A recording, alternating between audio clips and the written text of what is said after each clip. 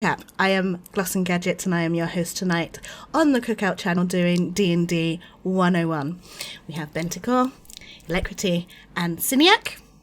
Senziak. Sentiac! I will get it right before the end of the night, I promise you. No, we're good. So, it's a quick bit of legality. It is important to note while we love everything D&D, while we are using the D&D logo, we are not specifically approved, endorsed, affiliated with, or sponsored by Wizards of the Coast LLC. So Yet. now, yet. I know, it's early days. There it is. It's early Big. days. Dream big.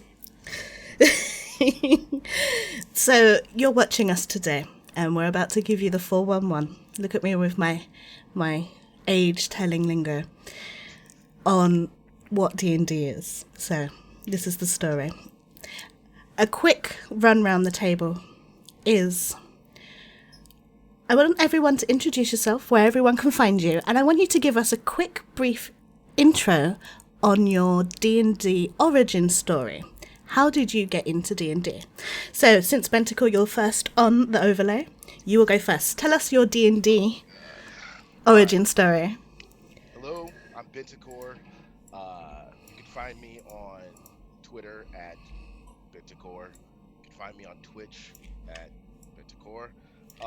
Been Benticore forever and ever. How did I get started in D&D? A long time ago. Long time ago, back when D&D was considered, the devil. Me and my best friend decided, after reading some Dragonlance books, we decided we wanted to play D&D. So we stole all the dice from all the board games in our school, and we made up our own rules, and we just went on adventures. And we told each other stories, and we slayed dragons, and we built castles, and we entered other dimensions. And eventually, I started DMing for our entire class. Well, except for the kids who were still mad because they couldn't play Monopoly because we stole the Monopoly dice. But that's how I started. And that was 30 years ago. So I've been doing it for a minute. Excellent. Cynthiac? So, hi, I'm Senziak. You can find me here on Twitch at Senziak or on the Twitter at Senziak Beta, and there's a whole story to that. But as far as my origin story goes, it was a broken set of we got together, we had the books and wanted to play the games, but never could quite finish more than 2 sessions, and rather rinse and repeat for a good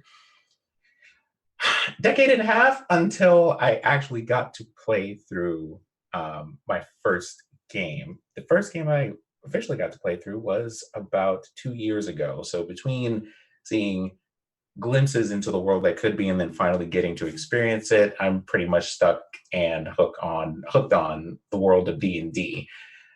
Not to say that that's not entirely unrelated to my love of RPG games in general. So stories and characters and role play and seeing the larger worlds that they get to explore. But yeah, that's the whole thing. Excellent. And Electrity? So yeah, my name's Alacrity. You can find me here on Twitch or at on Twitter. Actually noticing on the stream there's a little bit of a typo with my Twitter handle. It's ELO, not ELE.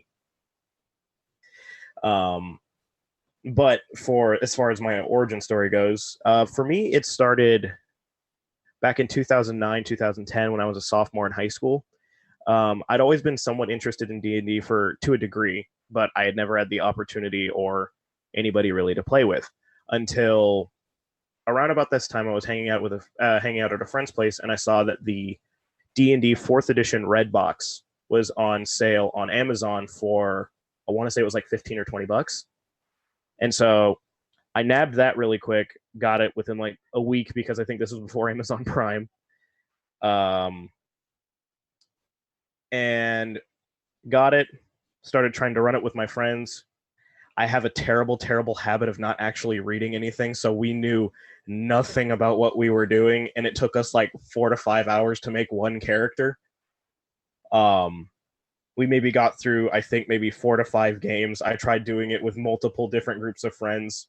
None of it ever really panned out, and then so it just kind of dropped for few years till about 2014 after I'd finally moved out from my parents' place.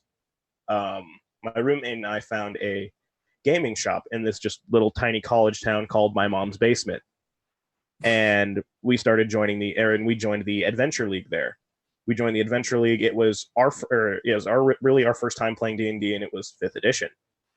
And it just kind of took off from there and turned me into essentially the 5th edition encyclopedia that I am today.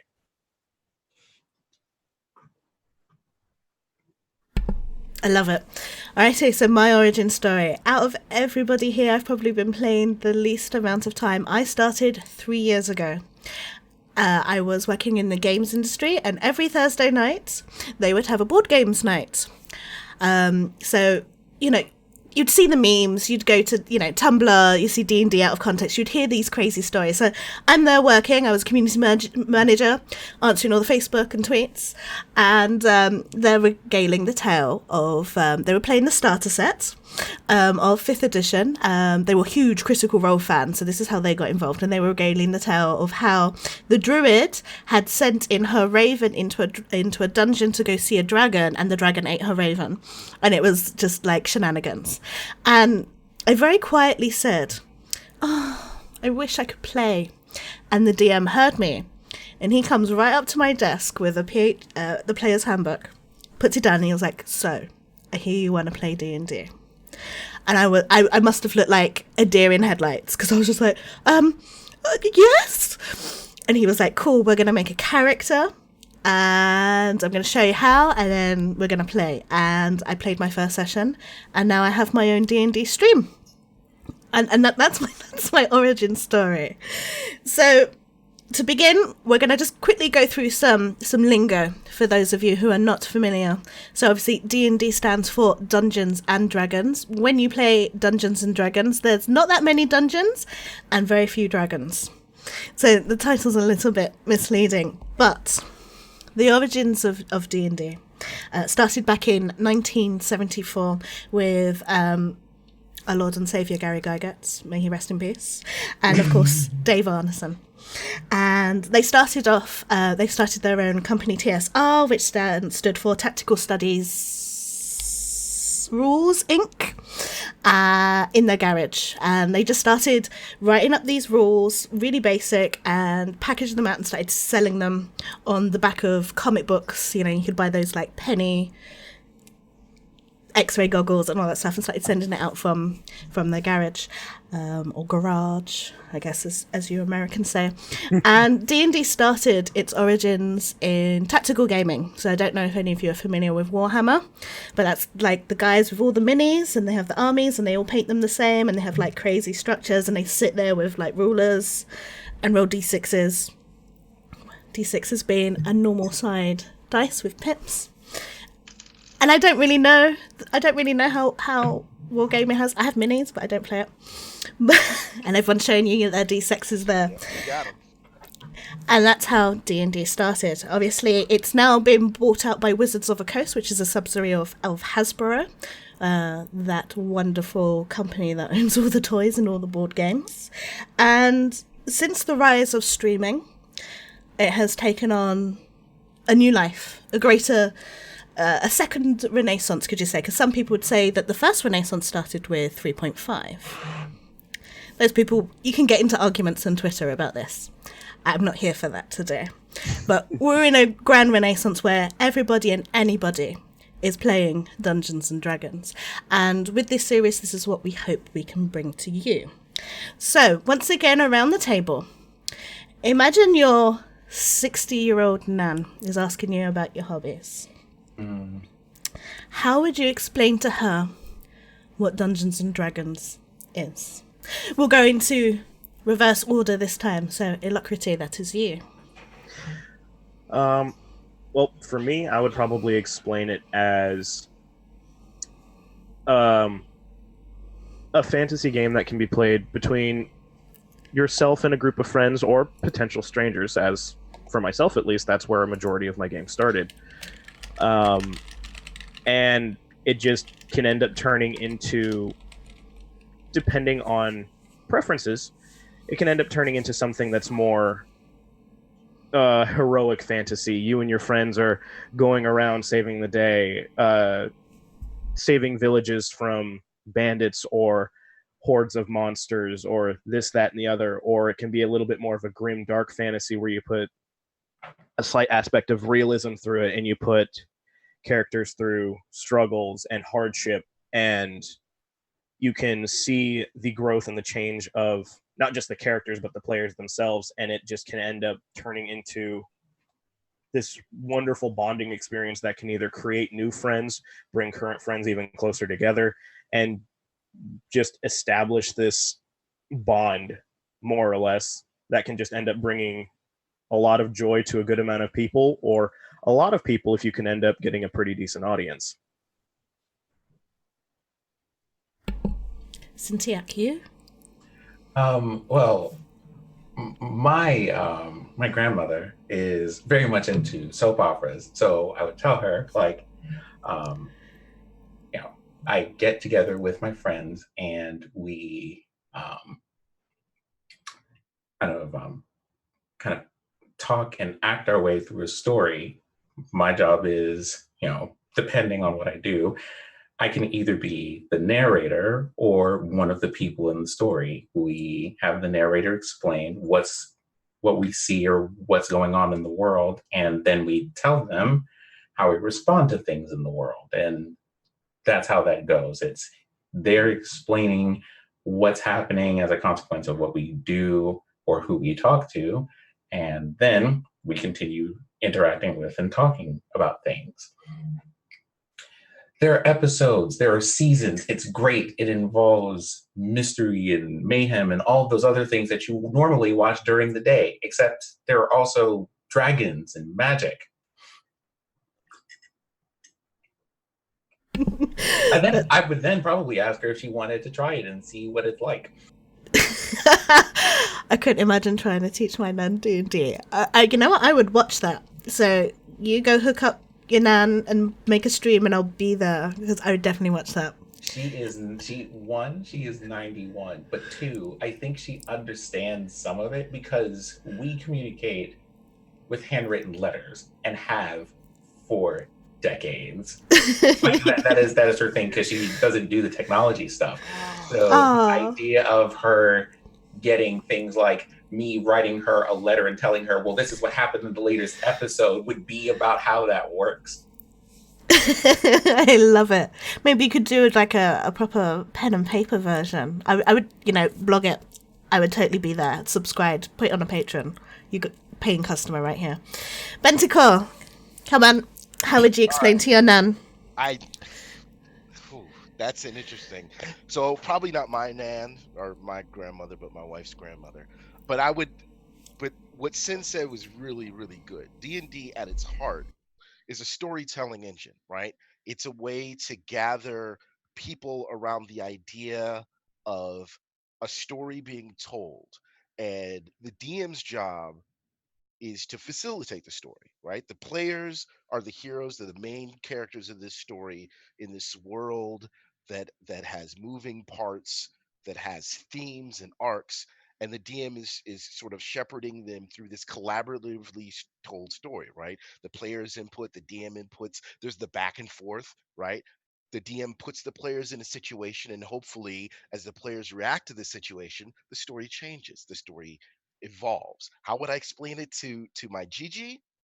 I would say that basically, if you like Scandal, because I know Gigi likes Scandal, imagine we were playing the role of Scandal, and I am sort of setting the scene, and you're Olivia Pope, right?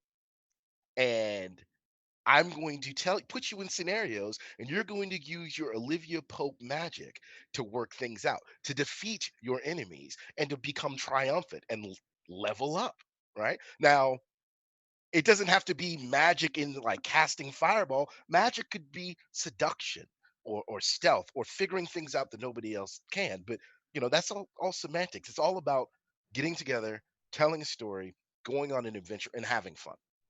That's Scandal, but with that.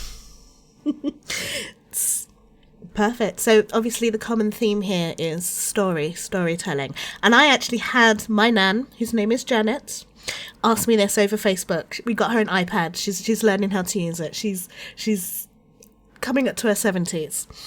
So I checked. She was like, "Oh, what you doing?" And I was like, "Oh, I'm cleaning. I'm tidying up my dice table." She was like, "Your dice table?" And I was like, "Yeah, Nan, I collect dice.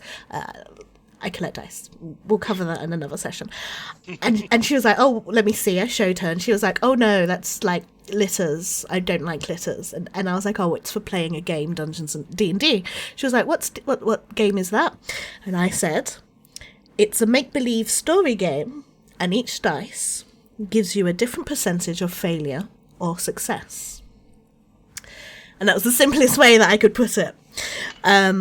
She said she wasn't interested in playing when I asked her. I offered. I always offer, because that's what people do. They go, "Oh, what's D&D?" And I'm like, "Well, do you want to play? Like, we could do it right now." But then again, I'm a D&D addict, so it's only natural that I try and share the love. That's interesting that you say that, Gloss. When I first met my wife, I was in a group, our D&D group, my D&D group. We had been, when we stopped late last year, the year before, we had played together for almost 25 years. So we were playing together when I met her. But, she didn't know what D&D was. And this was before D&D became really big with, streaming and Critical Role and all that stuff. So a lot of people who weren't in the hobby didn't know. So when she asked me, "Well, what do you do on Sundays?" It's like, "Oh, me and the fellas, we get together, we hang out, we drink beer, we eat chips, and we talk. We just talk, we chit chat, we hanging out," which was true. I wasn't lying to my wife or my future wife, but I didn't tell her that the talk we were doing was how we were going to, slay the vampire or steal this pirate ship or start a thieves guild. And the stuff we were doing was rolling dice. So when I finally got to the point where she could not deny her love for me, when we got to that point, and I was like, "Baby, I got a confession to make." And she's like, "Oh Lord, what you do?" I was like, No, it's nothing like that. I just got to let you know, on Sundays, me and the fellas, we do hang out, we do be talking. We're not at the strip club, we're not tossing dollars and nothing like that, but we play D&D." And she's like, "What's D&D?" And I was like, "I got you a question." I answer a question with a question, rude, but I know. "Would you like to play?" So I actually got my wife to come to the table with my friends. Mr. Tambor is in the chat. He was there. He saw it. And she came, and we weren't playing D&D. We were playing some futuristic space marine thing I made up, and homebrew rules and all kind of crazy stuff. But she played. She was a medic. She saved half the party. And at the end of the night, she was like, "You know what? I understand what it is now. It's not for me, but I see that you enjoy it, and I love it, and I support you." And that's all I could ask for. She tried. Aww. Can't go wrong there. It's funny about talking to people. Whenever I explain, I guess this is one of those things that I kind of get curious about with D&D, is how you go about explaining things, and how, depending on how you explain it, people either just like are weirded out, like, I don't know, or they're just like, "Well, I don't know if I'd be into it, but I still want to know what happens to your characters." Because at my office right now, I have two people who just come by my desk every now and then and go, "What's happening with that paladin dude?" Or "What's happening with that wizard guy?" Yeah, my wife is the exact same way. She's like, "I don't want to, like, y'all take too long to make decisions. I don't want to but give me the after action report. I want the ESPN highlights." And because I'm a big D&D role playing nerd. So after any game, I come back, I'm like, "Baby, you will never guess what happened tonight." She's like, "All right, baby, give me the tea," and I'll just lay it all out. And by doing that, I got my kids involved. So now I role play with my kids, I DM with them, and it's cool. So just to say, like Gloss was saying, any age group can play this game, right?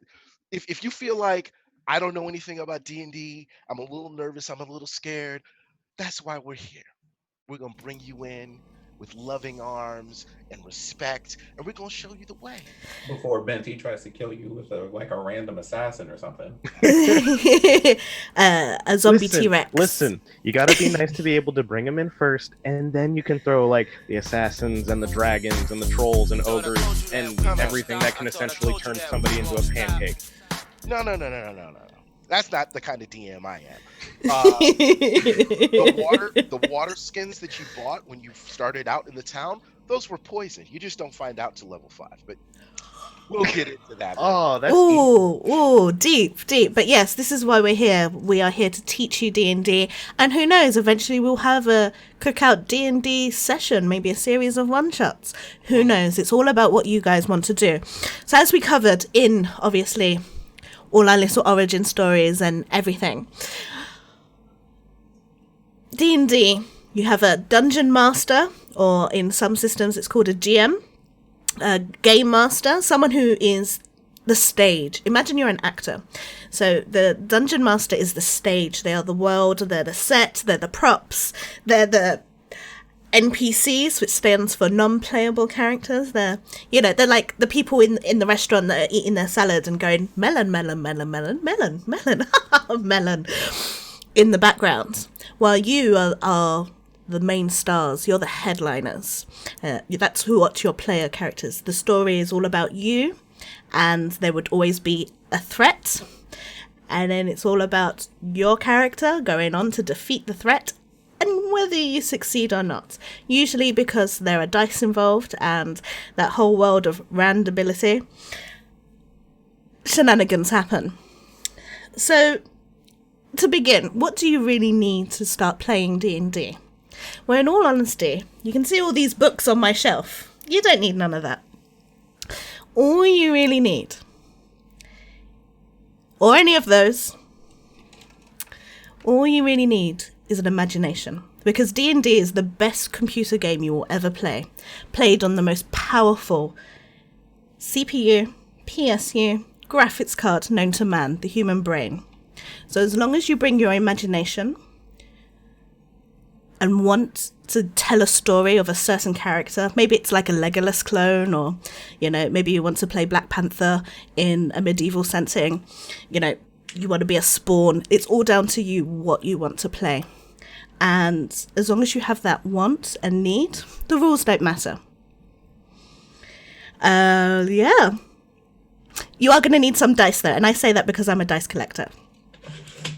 I just wanted to say, so I think, like Law said, the most important thing for playing D&D is having a desire to have fun with your friends, with your group, to go on an adventure, to try something new, to see, to tell this story together and see where it goes. Like, one of the greatest things about D&D that separates it, in my mind, from a lot of computer games and many board games is that there's no set ending, right? You start off an adventure and 10 people could play the same adventure. The 5th edition starter adventure, what is it? Lost Minds of Pendelver. Right? Mm-hmm. I've read reports of people running that game, and everybody who's run it, crazy things have happened. People do all sorts of wild stuff. The group that I ran it with, instead of fighting the thieves, right, in the castle, they decided to hold a boudoir concert and bring all the thieves to them and then convert them onto their side. Because, like, hey, you like dancing ladies and you like music, you got more of that when you come with us. And they're like, that sounds pretty good, we'll join with you. And it's a group went over and beat up the wizard, like, you don't pay us enough. So right, it was crazy, but it was one of those things where the players were like, hey, can we try this? And as the DM, I was like, hell yeah, that sounds amazing. And it actually worked. So that's the great thing about D&D. Both as the players and the DM, you can put these things in motion, and you can try these things, but you don't necessarily know what's going to happen. And with good players and good DMs and sort of having that mix, like, there's this alchemy that happens. My best friend, Adam, we call it the bounce, where you start bouncing, the DM and the players start bouncing off each other, and this sort of magical thing happens where these stories and these connections just start bubbling up. And all of a sudden, what started as a simple little, hey, we're going off to fight some goblins out in the forest, becomes something much broader and richer than you would have ever imagined. I want to corroborate on that one, because I had I was playing the beginning of that module. I haven't played all the way through, but the first thing you run into is, or one of the first things that we ran into was an encounter with goblins. And so rather than trying to kill them all, we caught one in a net. And so through a set of dialogues, me being the more persuasive character of the party, we ended up befriending him. So he carried us through like a whole bunch of things. It's just like, oh, well, here's some information you might want to know. There was this like camp of other goblins we were supposed to try to navigate our way through. And he's just like, hey, what's up? These are our friends. Oh, okay. Well, we just get a free pass through the cave now. That type of thing. That's a lot of fun.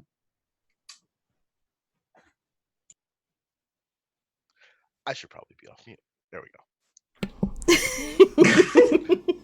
But yeah, but Gloss, you were saying you do need dice.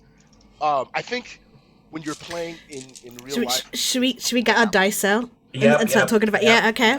Okay. All right. What's my prettiest set? Oh yeah, what's everybody's okay, so what's everyone's favorite set, seriously, on like what's your favorite one? Like the one that you were just like, this one. I don't care if I even play with it. I just have to have this particular one. Okay, then that would be my Crystal Cast File Opal Blue. Let me just get the light on this because you can't see how beautiful it is in. You can't even see it. Ah, that's crazy. I couldn't use that die. Wait a minute. It's got like this red. Oh, here we go. Can you see the little red glitter just there? Oh, yeah. I do, yeah. A little bit. Yeah. I like my sparkly dice. I have to admit. You can't buy these anymore. Sorry, they're out of print. You can find them on eBay for about $400 if you want to drop $400 on. You think I'm kidding? The Dice Maniacs are crazy people. Okay, let me talk to you about I'm well aware. Out of bones. They were just like, here, we're gonna sell you this $4,000 dice set because they got a bone. So we should just say, bag of dice. How many dice are there? We should kind of talk sort of about the basics of dice first, but just okay. But yeah, these are my favorites. A lot of money on dice. You can spend like $5, get a simple set of dice. That's all you need, right? You don't need a ton. You don't need to spend $100 to get, mercury etched, dwarven forged, meteorite dice that have been blessed by a priest. What do you mean? Why wouldn't you do that? Eventually. Well, if you have the money, it's your money. You spend it on what you want, You got it like that. Don't dice shame, Bentacore. No. Please. Listen, if you got the money, why not? Yeah, for real. But I'm just saying, if you're first starting out and you're like, I don't know, spend you $5, get you a little set of regular dice, and you good. All right, so let's go down the dice. About like 8 to 10. Or 8 to 10, yeah. Yeah. All right, let's run down the dice. Okay, so this is the dice to rule them all.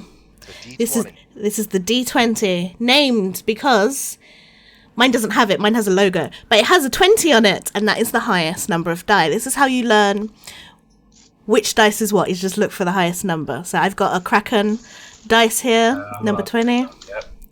Yeah. Dropping dice everywhere. Next in line, obviously, highest number is 12. So it is the D12.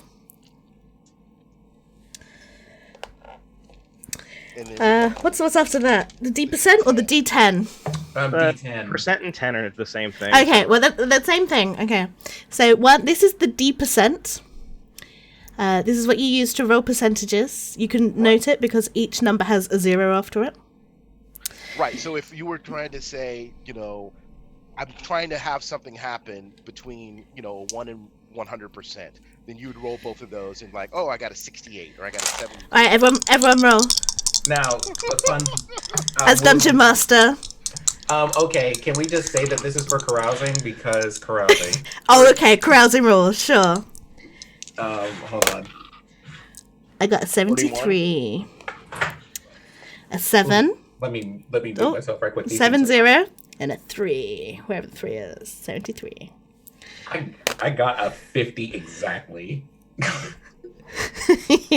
You know what? I remember what 50 is on the carousing panel of Xanathar's, and that's the one where you wake up with a pig. Oh gosh. That'll do, pig. That'll do. Yeah, you just wake up and there's a pig in your room for whatever reason you want to do. And I only remember that because one of my players had it. Okay, so after obviously the D10s and percents, we have the D8s, which are these lovely pyramid-looking dice. Yep, they look like a double pyramid. Yep. And then All right, I'm going to show you two dice here now. These are the most well-known, most beloved D6s. You may know them if they look like this. However, in a polyhedral set, which is a Dungeons and Dragons set, they look like this with numbers. now, Because honestly, you don't want to count all those dots. right now, one thing about the D6 is when you are doing character creation, and we'll talk about this in another episode when we actually walk through building a character. But you typically need it. It's handy to have 4 of these, right? And how do you hold these so you can see them without dropping them? There you can see. I'll get that in a minute. There we go. The dice fans in chat are emerging, and I'm here for it. Yeah. You should have, I'll make dice collectors of you you all. should have Trust me. 4 D6. Not everybody has those deep of pockets. Hey, you can get these from China. Like, just take yourself to AliExpress. They cost you $1, and they're pretty as hell. Like that's all you need. And you can just you roll them. You can develop your own styles. You can blow on them, have your friend blow on them, have your dog blow on them, and then roll them bones. I pay mine compliments. That's what I do for mine. I go, nice dice, good dice, and then they roll well. Like that's how it works. Some people actually punish their. I've heard stories of people when they have bad games will like put their dice in salt water. I have dice gels. Yeah. Dice. Do you have dice? Okay, tell us about your dice jail. Okay, All right, so hold on. Quick I'm explanation. gonna have to go get it. Bear with me. All right. So- While she goes to get the dice jail, the next die, the last die, is the there she We is. should probably wait. We should explain this whole thing about the dice jail right quick. Yeah. So, like, Yeah. when you have, as a DM or player, dice that continually roll incredibly low or bad numbers that cause you to have, quote unquote, bad game experiences, they go in jail until they learn their lessons. For real. So this is my dice gel. It has a padlock on it. I just quickly took it off, so they get locked up. In this box, I've got cat hair because my cats have sat on it. So, they're not taken care of. And I've got 3 sets in here. So I've got... Wow. And these babies... not going to see the light of day for a while. So that's interesting. I think we could have a discussion when because just to step back, one of the things about this whole D&D 101 stream that we eventually want to do is we not only do we want to teach people who want to learn how to play, the basic rules, how do we start playing D&D and all of that stuff, but for those who want to actually learn how to run a game, we want to talk about that too. And one of the things we could talk about is sort of the philosophy of failure in storytelling. Yeah. Right? So I personally believe that there's no such thing. Well, I personally, the games that I run, that bad rolls don't necessarily mean a bad time. Right. And that's also rules as written. Right. Yeah, so... But that's kind of an advanced topic, but it's something to point out. So we talked a little bit about. I just want to go back to the D20 for a second. Almost every action in D&D that your player takes that requires some element of risk, right? Where success or failure has meaningful consequences in the game, right? You're a thief, you're a rogue, you're a sneaky person, you're trying to scale a wall, slip into a window to steal the jewel from the princess Bucktooth, right? It's a terrible name, but whatever, go with it. So your DM might say, all right, it's a dark, cloudy night. There are guards walking the perimeter with torches. The wall is filled with rope vines, and the window you're going to get into is 30 feet up. You need to stealth to the wall and then climb up. I'm not going to make you roll for stealth because you're a badass rogue. You do this all the time. You got this. But the wall, it's got crumbling bricks. You've got handholds, but it's tricky. So the DM says, give me a climbing roll or an athletics check, what have you. And you would take this D20 and you'd roll it. You'd add some kind of modifier based on what your character can do. You tell the DM what your total is. The DM would check with what he or she thinks would be what you would need to get to that. And he'd tell you, oh, you made it. You're up the wall. Or, oh, you didn't make it. Something happened. Flipped, rocks fell, guards are alerted, what have you, right? So anytime you have to try and do something that could succeed or fail, chances are you're going to be rolling this D20, right? And then that's kind of the core rule of D&D as far as like rules are concerned. Everything else kind of builds off that. Roll a D20, add some numbers. Did you make it? Did you do it? Or did you not? Right? I just want to point that out. And also, we were talking about favorite dice, Gloss. I don't have a favorite dice set because I don't have sets anymore. Like these dice are so old. But this D20, I got a couple of my players in the chat from my old group. They'll recognize this D20. As a DM, I've rolled 5 20s in a row with this. Oh God. And this is not just me rolling by myself. I've let other players roll this, but when I roll it, I get a 20. So they don't really like this one. I love it. So does that mean that we all have the I officially mean business dice?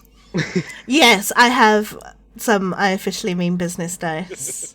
As a DM, you know, like, okay, you're messing around, fine. Bring out it come, out they come. See, Mitsu Tambor knows that dice is the devil. So, speaking of dice is the devil, we need to touch on some D&D history. It was back in the 80s, sometime in the 80s. Apparently, as rumor goes, the FBI had a list of people of note, and on this list apparently was anyone who played Dungeons and Dragons. And you watch those old crime shows, and you know, it's like, oh, who killed her? Was it her psycho boyfriend, or was it the nice guy that lived next door? And then they go into the house and they're like, oh yes, and they had interest in the occult, and then they show like a D&D book, you know, and that's what they show. And I'm like, oh, I recognize that one, I've read that one. So so how that rumor came about, does anyone actually know how D&D got associated with the occult? I know the events itself were known as the Satanic Panic, but it had to do with the fact that D&D was all about magic, or not all about, but used a large amount of magic and had interactions and such with fictional demons and spirits and ghosts and etc., which, especially during the time when America at least was a very Christian nation overall, it was anything that was seen as witchcraft, magic, had anything to do with demons or spirits or anything like that was extremely taboo. So I lived through this period and I gamed through this period, and I don't remember what started it, right? But as I said in my origin story, that was like the basis for us, you know, starting our own game, because we couldn't get, like, my father is an avowed atheist. He give a damn. He's like, whatever. But the school was like, no, you can't bring that in because the other parents are freaking out. So, fun story. Okay, so fun story. No one actually knows what the specific incident was. You know how you have like Christians against marijuana, and it's like a meme that comes through on Facebook, and it's like, oh, Stephanie smoked weed and now she's bleeding out her nose and sleeping around and you know, listening to rock music. Yeah. That basically just all out of the blue one day, Dungeons and Dragons was associated with suicides, murders that happen. So like someone will be murdered and then they'll find Dungeons and Dragons in their house. Yeah. And it just kind of like happened. So pamphlets started going out. There was one very famous pamphlet which I can't remember the name of. I will have to Google it later. And this pamphlet started being handed around churches and schools, and then basically, obviously, other mums would tell other mums, and it just spread. So this was before social media, but it went viral, basically. That basically, if your child listens to rock music and does Dungeons and Dragons, they're going to become Satan's bride, dance naked in the moonlight, and bathe themselves in the blood of their enemies. All these things you can do, of course, in Dungeons and Dragons. Just don't do them in real life. I prefer to bathe in the tears of my players, but that's just me. Yeah. Why? But that's how it all came about, and obviously D&D has survived because we're talking about it now, we're playing it now. It reportedly made something ridiculous like $40 million in 2016 alone. It remains the #1 top-selling tabletop game since 1997. So nothing is going to pinch D&D with its crown, from its crown, should I specify? I think I need to take a break soon. How long have we been on? Nearly an hour. We'll have a break. I need a drink. Yeah, in 1985 there was actually a 60-minute special devoted on the game, which include interviews from Gary Gygax, and he is head of public relations at the time, and it was the parents of players, and it also included parents of players who have committed murders and suicides which were connected to the game. You can actually find this on YouTube. It's actually fascinating to watch, especially if you're a fan of the game, just to kind of see the hysteria that surrounds this tabletop game. So if you're someone that is a bit worried about this kind of thing, my suggestion to you is not to be. Read it through. You'll see that there's no Satan worship here. I mean, there might be some in-game, but yeah, but you defeat it.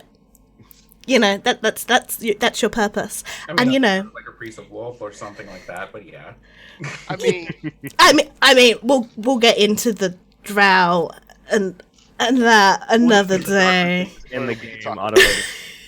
Yeah. We'll get into that. But, you know, you could play a cleric of Torm or a paladin of Torm and, you know, smite the evil. I'm a huge personal fan of paladins myself. So let's talk a little briefly about classes. What kind of characters you can play. I'd like everybody to just quickly tell me what's your favourite class and why. All right.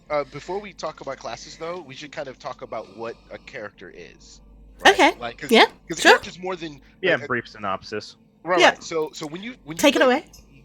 You create a character, and a character is basically a collection of a couple of things, right? You have your class, like Lars just said, which is basically your character's profession, adventuring profession in the world, right? You might have started off, you know, your parents were blacksmiths, this is your backstory, but you went to the church of this church of Tyr or the god of war or whoever, and learned how to fight using that divine power to power your arms, right? You're a paladin, and that's a class. Or maybe you learned to be a wizard, or maybe you learned on the mean streets to be that rogue, that cut purse, that assassin, right? Or maybe you're like Aragorn, you know, traipsing through the woods with your bow, shepherding hobbits to the Mount Doom, you know.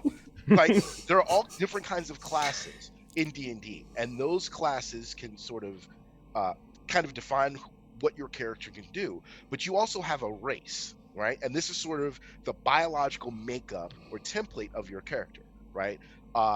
Humans, dwarves, elves, gnomes, half-orcs, goblins, and you have a bunch of different kinds of races that give you bonuses and sort of sculpt generally how your character looks, right? And gives you some abilities. And then you have your stats, right? And these are the statistics that tell you, that sort of inform what your character is mentally and physically built out to be. How strong they are, how fast they are, how smart they are, how charismatic or attractive, you know, how they can get people to listen to them. How much and alcohol they can drink before they pass out. exactly how many The how most tough they are. important stat, may we Exactly. add. Okay, hold on. We're just gonna go ahead and give everybody the keys to the kingdom, right? That's Constitution. Yeah, Constitution. Make Right. sure you have high Constitution, otherwise you won't be able to drink Well, or live. As well as for those bards, charisma is what you need for the role to seduce. exactly. So what do we have? We got for our character, we have a race, some kind of race, whatever. Mhm. We have a class that defines what our character can generally do, what adventuring role they slot into. We Mhm. have our stats, which define our physical and intellectual capabilities of our character. Yep. And then we have our equipment. What does our character actually use to get shit done? Right? Once you have all those things, and then you have your abilities and skills. What can your character do? Right? Spells. Can they cast spells? Can they climb walls? Can they do that? And then for characters that have them, you have magic. Right? Once you have all of those pieces, you have a character that you can then start playing with. So to answer your question, Gloss, what is my favorite class? I like paladins when they have to earn their ability to be a paladin, which is not a 5e thing. I think my favorite class right now is probably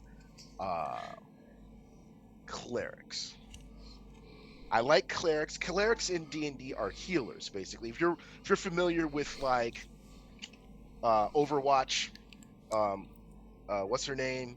Mercy? Mercy. Yes, Mercy is kind of a cleric, right? Although you could also argue that who's the chick with the balls that does the zappy? I don't play Overwatch, so Moira? I just like how he Moira. can describe them all. He was like, yeah, she's got.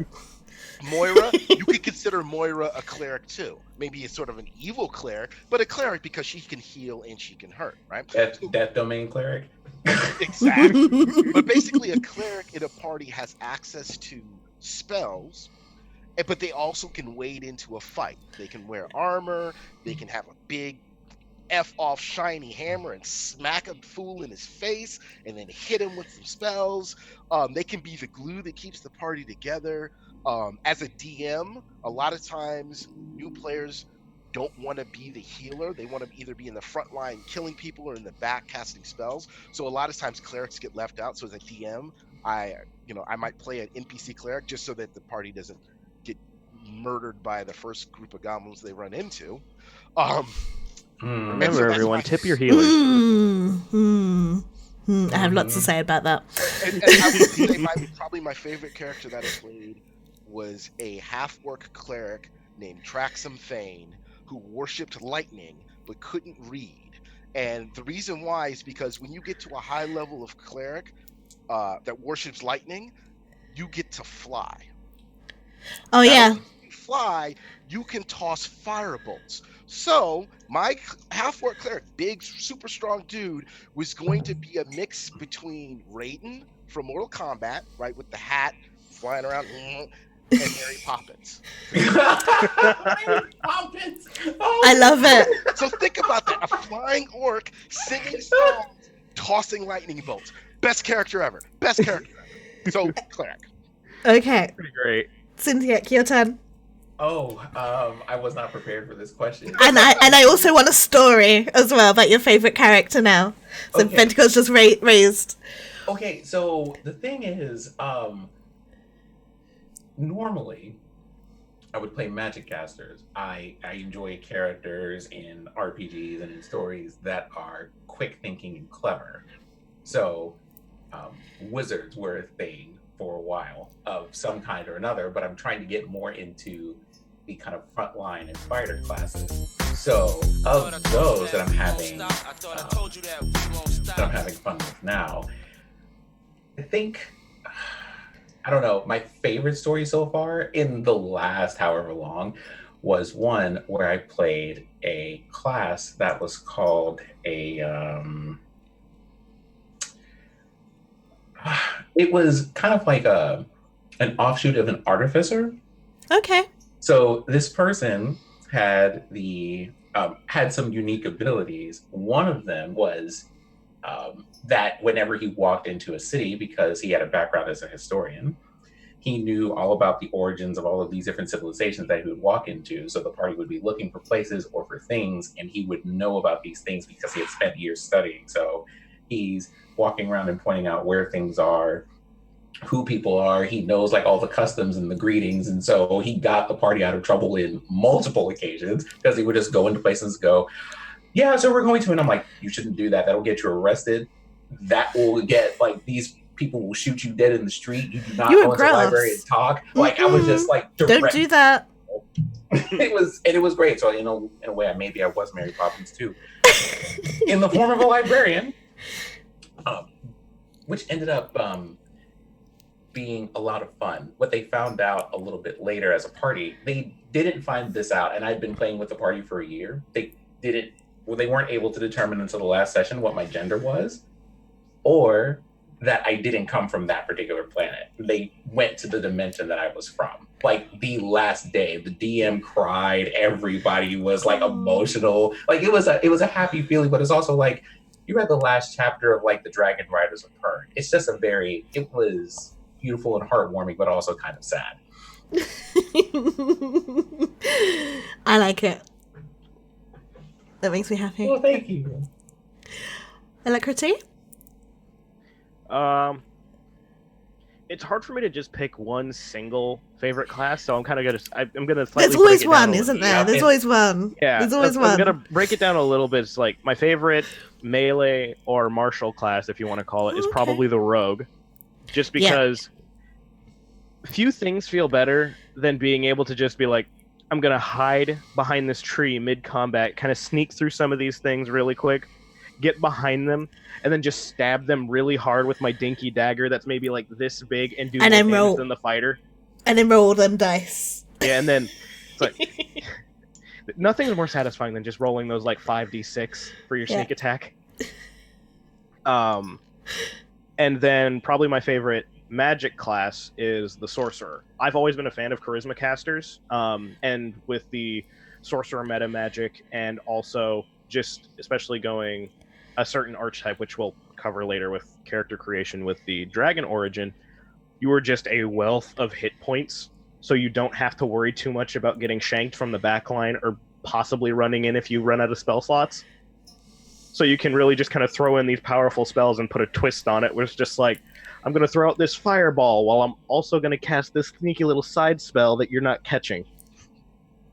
I hate sorcerers so much. But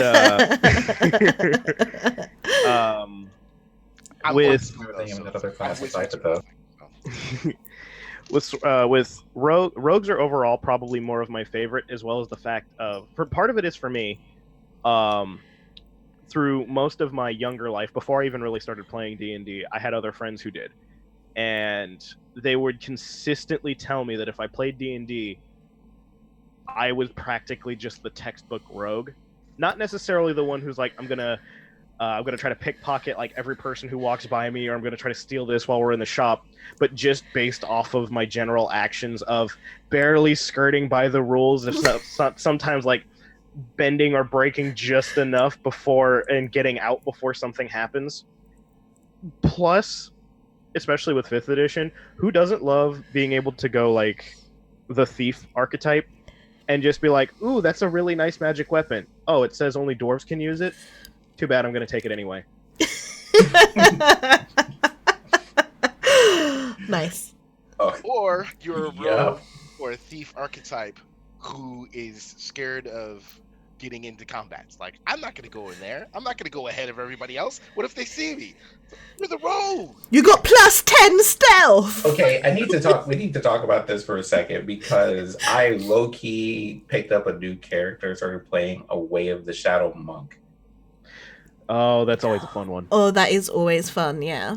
So for everyone here, Monk is one of those, like, the thing that you think of, like a classic archetype of like Shaolin monk. Like they meditate and they punch things, and also they tend to be characters that adhere to some kind of code or some kind of law.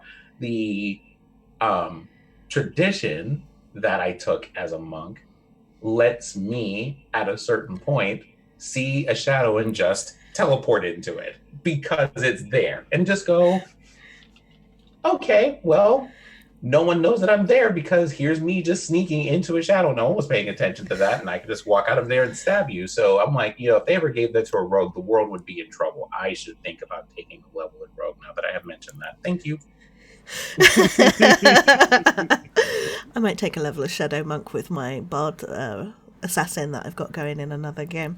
But, okay, I'm going to wrap up. And then we're going to have a quick break. We're going to go to the toilet. I need a drink. My mouth is getting so sticky. I should have brought a drink with me.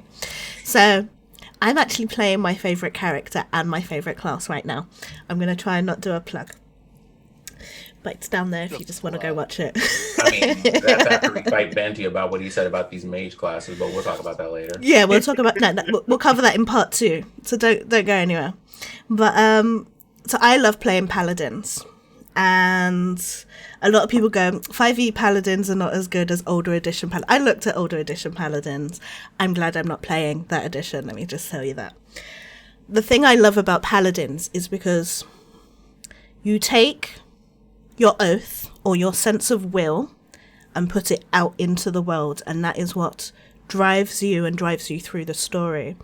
And the character I'm playing now is a dark elf, or otherwise known as a drow paladin. And people go, whoa, a drow paladin? That's like an oxymoron. And I'm like, no, because Illustrae, bitch. It's true. Let them know. It's true. Have you heard of our Lord and Saviour Illustrae? Anyway. So she's a dark elf paladin. She walks this path of light and dark. She's super hard. Like, when I roleplay her for 4 hours. And after I'm done, I'm like in bed. I'm like, because she's exhausting. But for paladins, taking your sense of will and making it drive you.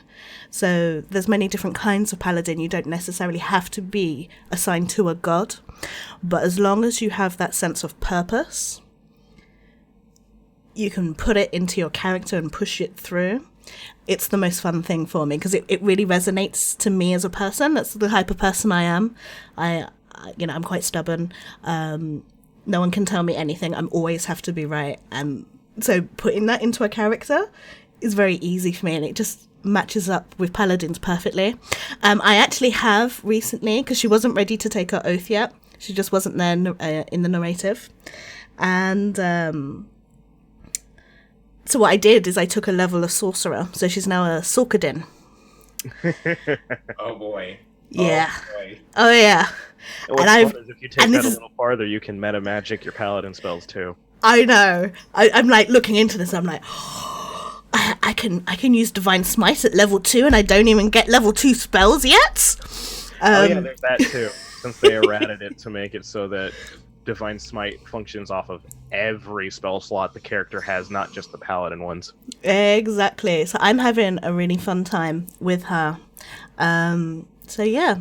So we're going to take a quick break. We're going to come back and yell at Benty about what he said about clerics. Wait, about clerics? Yeah, clerics. No, they're just mad because I don't like sorcerers. But that, like, I'm also mad about that.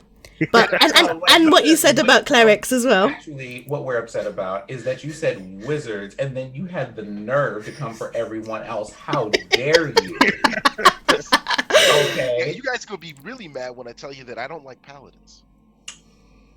No, Well, I'm actually. you said that already. say, That's okay. You're allowed to be incorrect.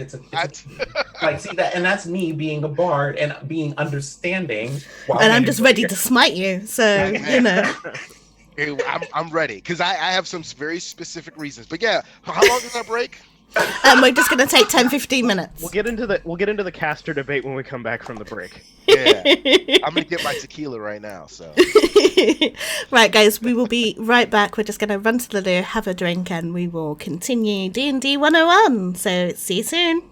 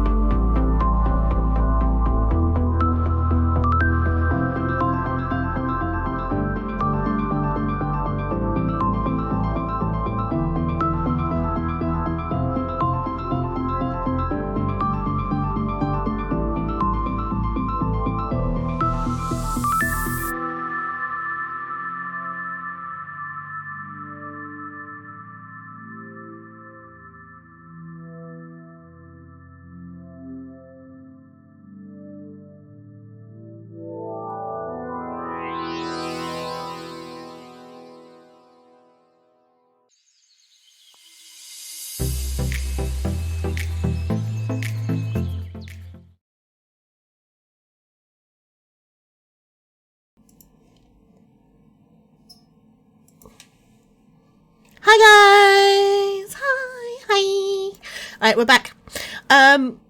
We've had a really cool chat. Anyway, but quick introductions. You're watching The Cookout. This is D&D 101. I am Gloss and Gadgets, your presenter for tonight.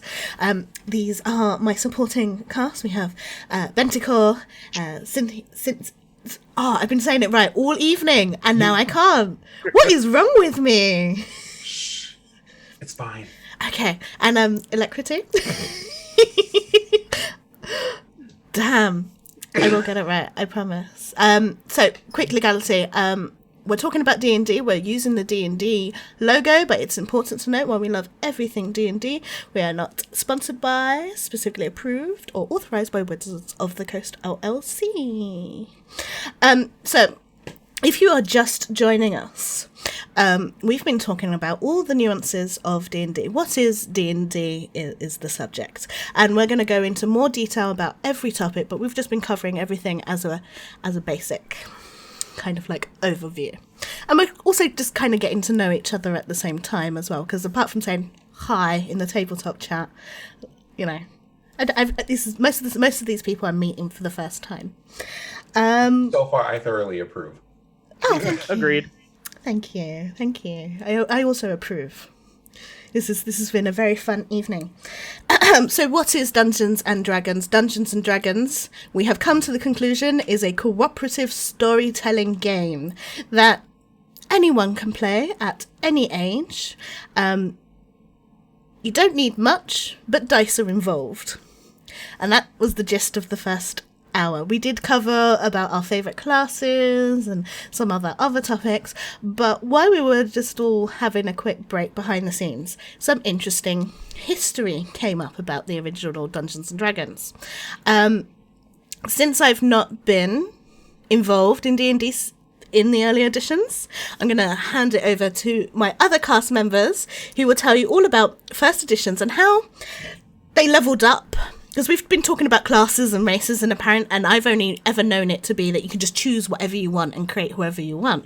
But back in first edition, it was quite different. So who wants to take that over?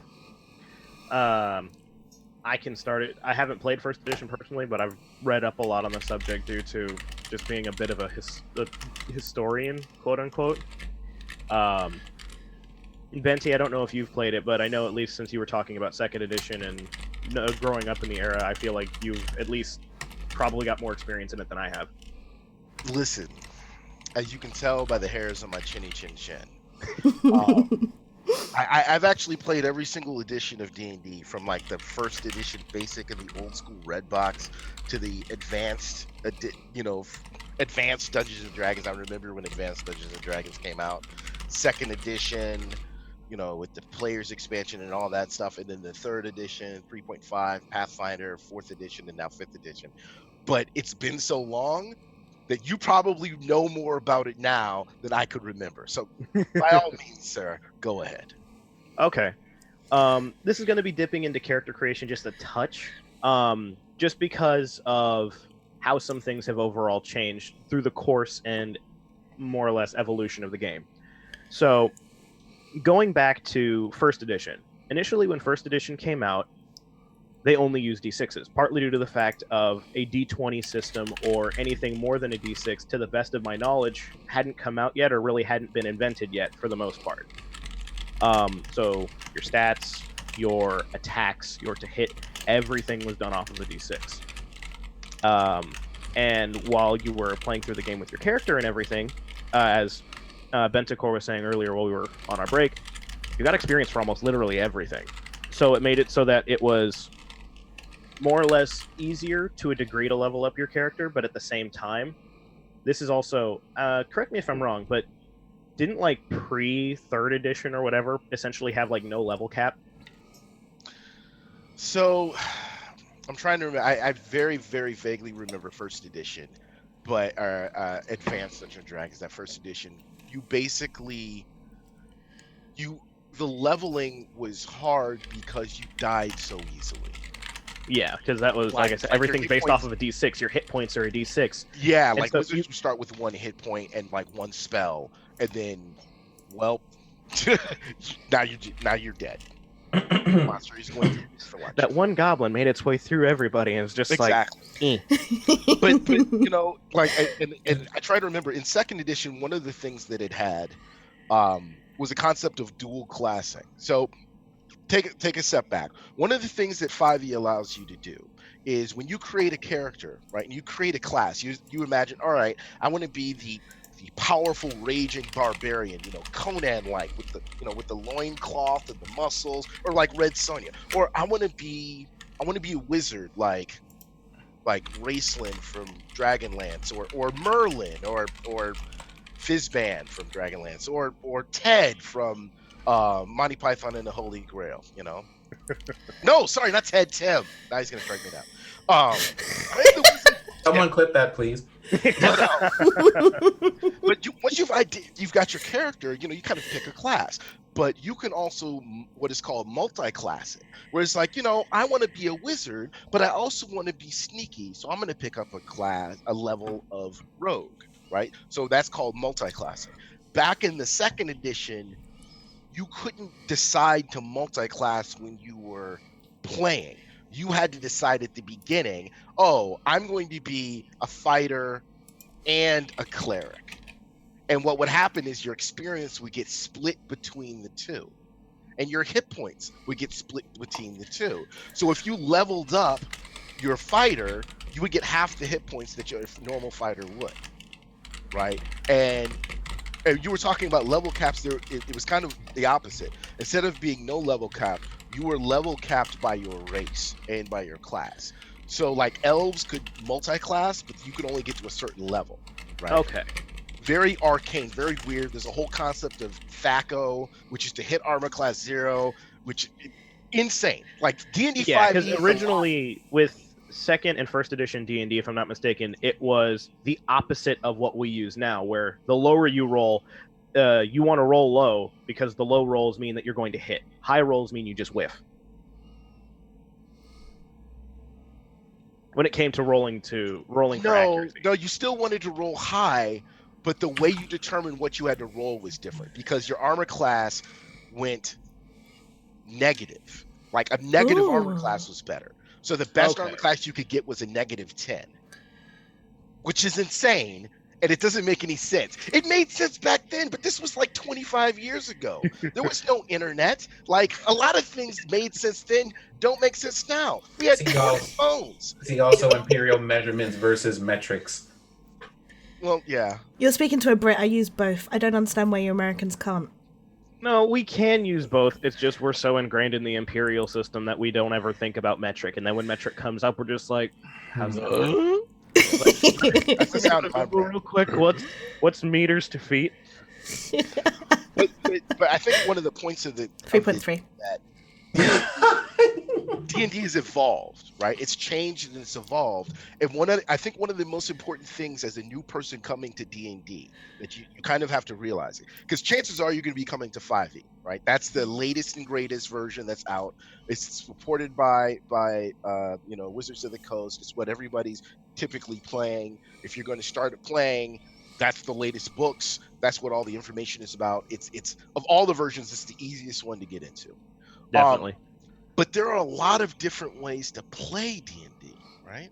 Mm-hmm.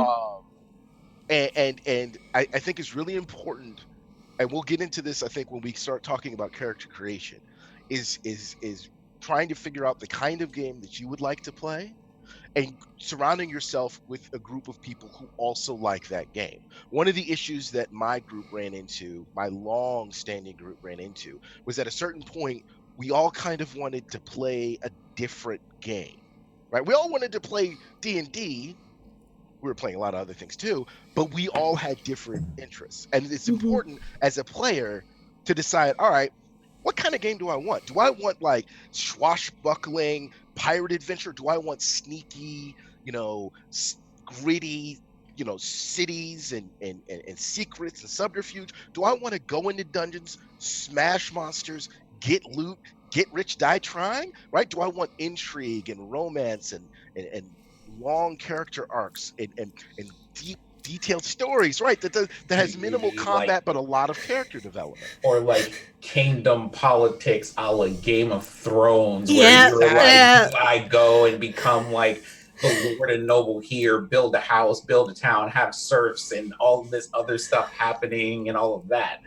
Right. Or do I want to play in a world where everything is dying because the sun has gone out and monsters are slowly coming back and people are losing their minds and dying in horrible ways, and the only thing that is certain is death, right? Which is That feels like a dig at Tomb of Annihilation. yeah. Well, no, I was more thinking like sort of the dark Conan style, right? Yeah. I knew. But there's so many different ways to play that it's important as a new player to kind of figure out or to kind of be open to different ways to play so you can figure out what you prefer. Exactly. So obviously out of everyone here, I'm the newest to D&D. The first group I joined, I left. I played with them for a year. We still talk. Like, it wasn't like, bye, I hate you, never going to speak to you again, or anything like that. It was literally the fact that I'd been playing for a year, and it felt like I was going to the sessions every week. But it was feeling like a chore because the things that were happening in the story were not things that I wanted to happen or nor things that I wanted to happen to my character. That doesn't mean my DM was bad. It doesn't mean the players that I were playing with were evil. It just meant I was not playing the style of D&D that I wanted to. And so I left, and actually it was that motivation of leaving that group that started me DMing. I was like, fine, if I can't find the game and play in it in the style that I want, then I will DM the style that I want. And then obviously I got friends involved, and then I met new people through different groups online. Then we started playing, then we broke off, and now I'm on my channel with people that play the same style as me, and we have a great time. And when you go to find a group, I mean, I would suggest to everyone in this wonderful digital age that we play now is to play online. Play digitally, like find a group of people in a Discord chat. You know, pretty much everyone here is a member of the Cookout. If you're not, you should go apply to become a member of the Cookout. You know, and just come and make a game and just play here. Like, you don't need all the bells and whistles or anything like that, but just the need to tell a story and play online, because it's one, easier to schedule, because, you know, you could just be dressed from the waist up. You don't even need cameras half the time. They help. It stops you interrupting people. But, you know, you can just be in your house. It could be any time of day. It could be just after work. I love Monday night D&D after work, because it gets me through Monday. And just try it, you know? And you won't know what you love. You don't know if you will love just being a min-maxer, as we like to call them, the person that wants the best build. Like, you want to be the super duper Goku Super Saiyan dude, or, you know, you want to be you know, you're all about the puzzles, or you're a dungeon delver, or you're a role player, or you're like me and you're all about the romance and intrigue, because that's all I really want to do. Until you try different things, and, you know, you might find that actually you don't like being a player at all. You might be a control freak like me. You might just like being a DM, and you like to create worlds, you know. You don't have to have elves, dwarves, and halflings. You know, you could have unicorns and Pegasus, and like have a horse theme. Maybe you're into My Little Pony. I don't know, but you can make a My Little Pony D&D if you wanted to. There's nothing. I probably am, as you can tell from my hat. But yeah, I did. That's probably why I zoned in it, because I was just like, look for inspiration. There we go, right there. But there's My Little Pony dice, so, you know, it's all about what you want to do as a storyteller. And I think why D&D has been so successful in all its years is because humans, since the dawn of time, since language was born, we have sat round a fire in our caves or huts or out in the open, wherever we were, and we told each other stories to make the night pass through. You know, we'd pass on wisdom and you know, think about how the world was invented, but we've always told stories, and I think it's that base instinct that keeps us going. But that's just me getting all philosophical, and I should stop there. Oh, no. I think those things are super important.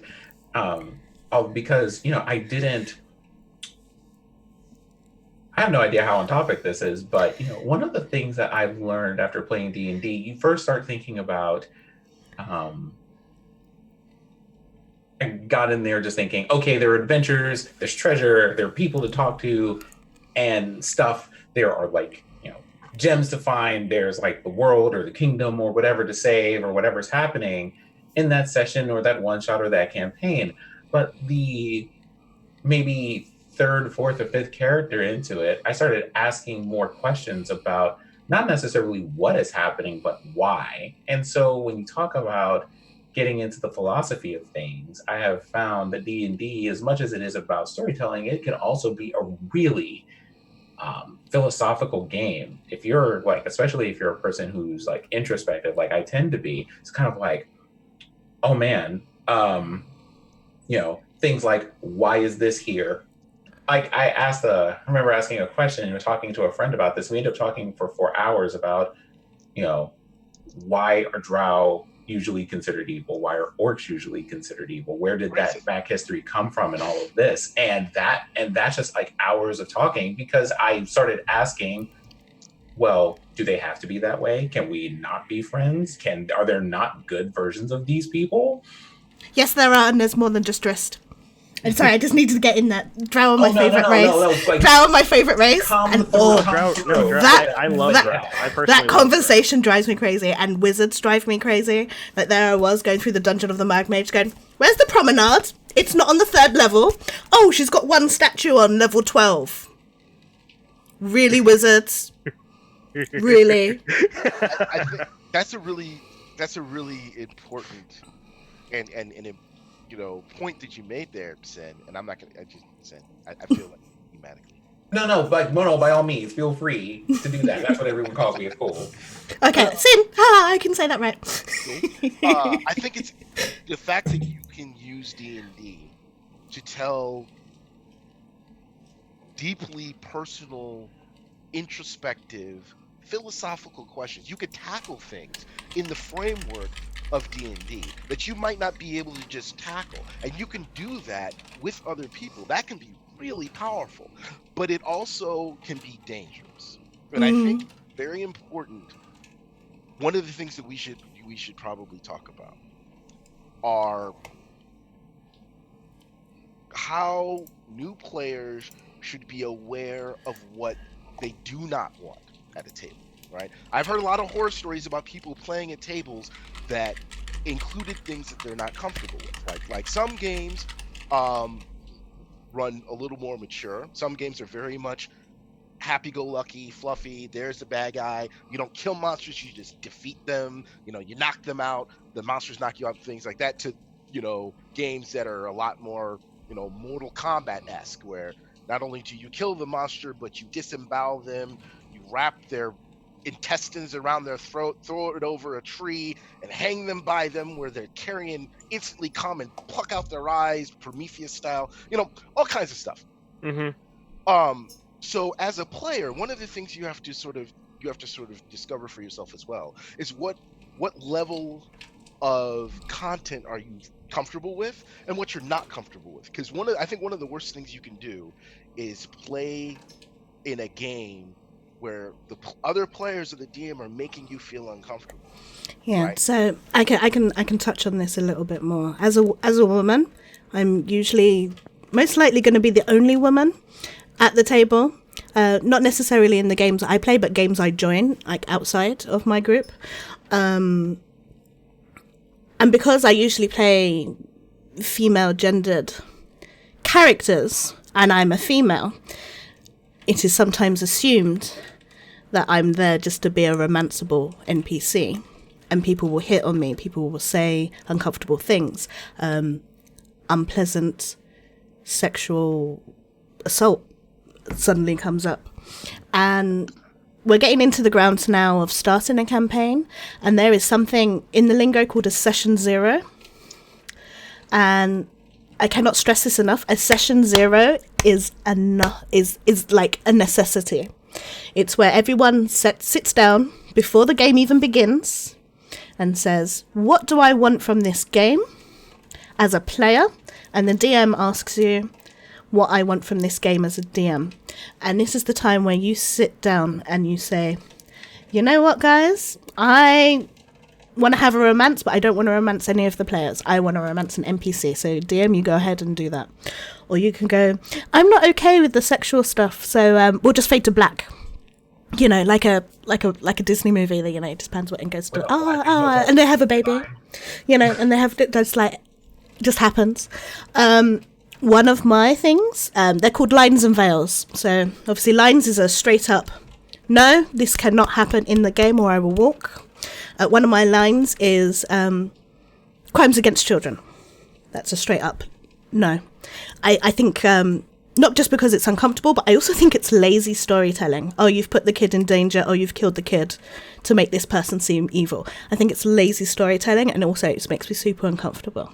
One of my veils is I don't like overly descriptive torture.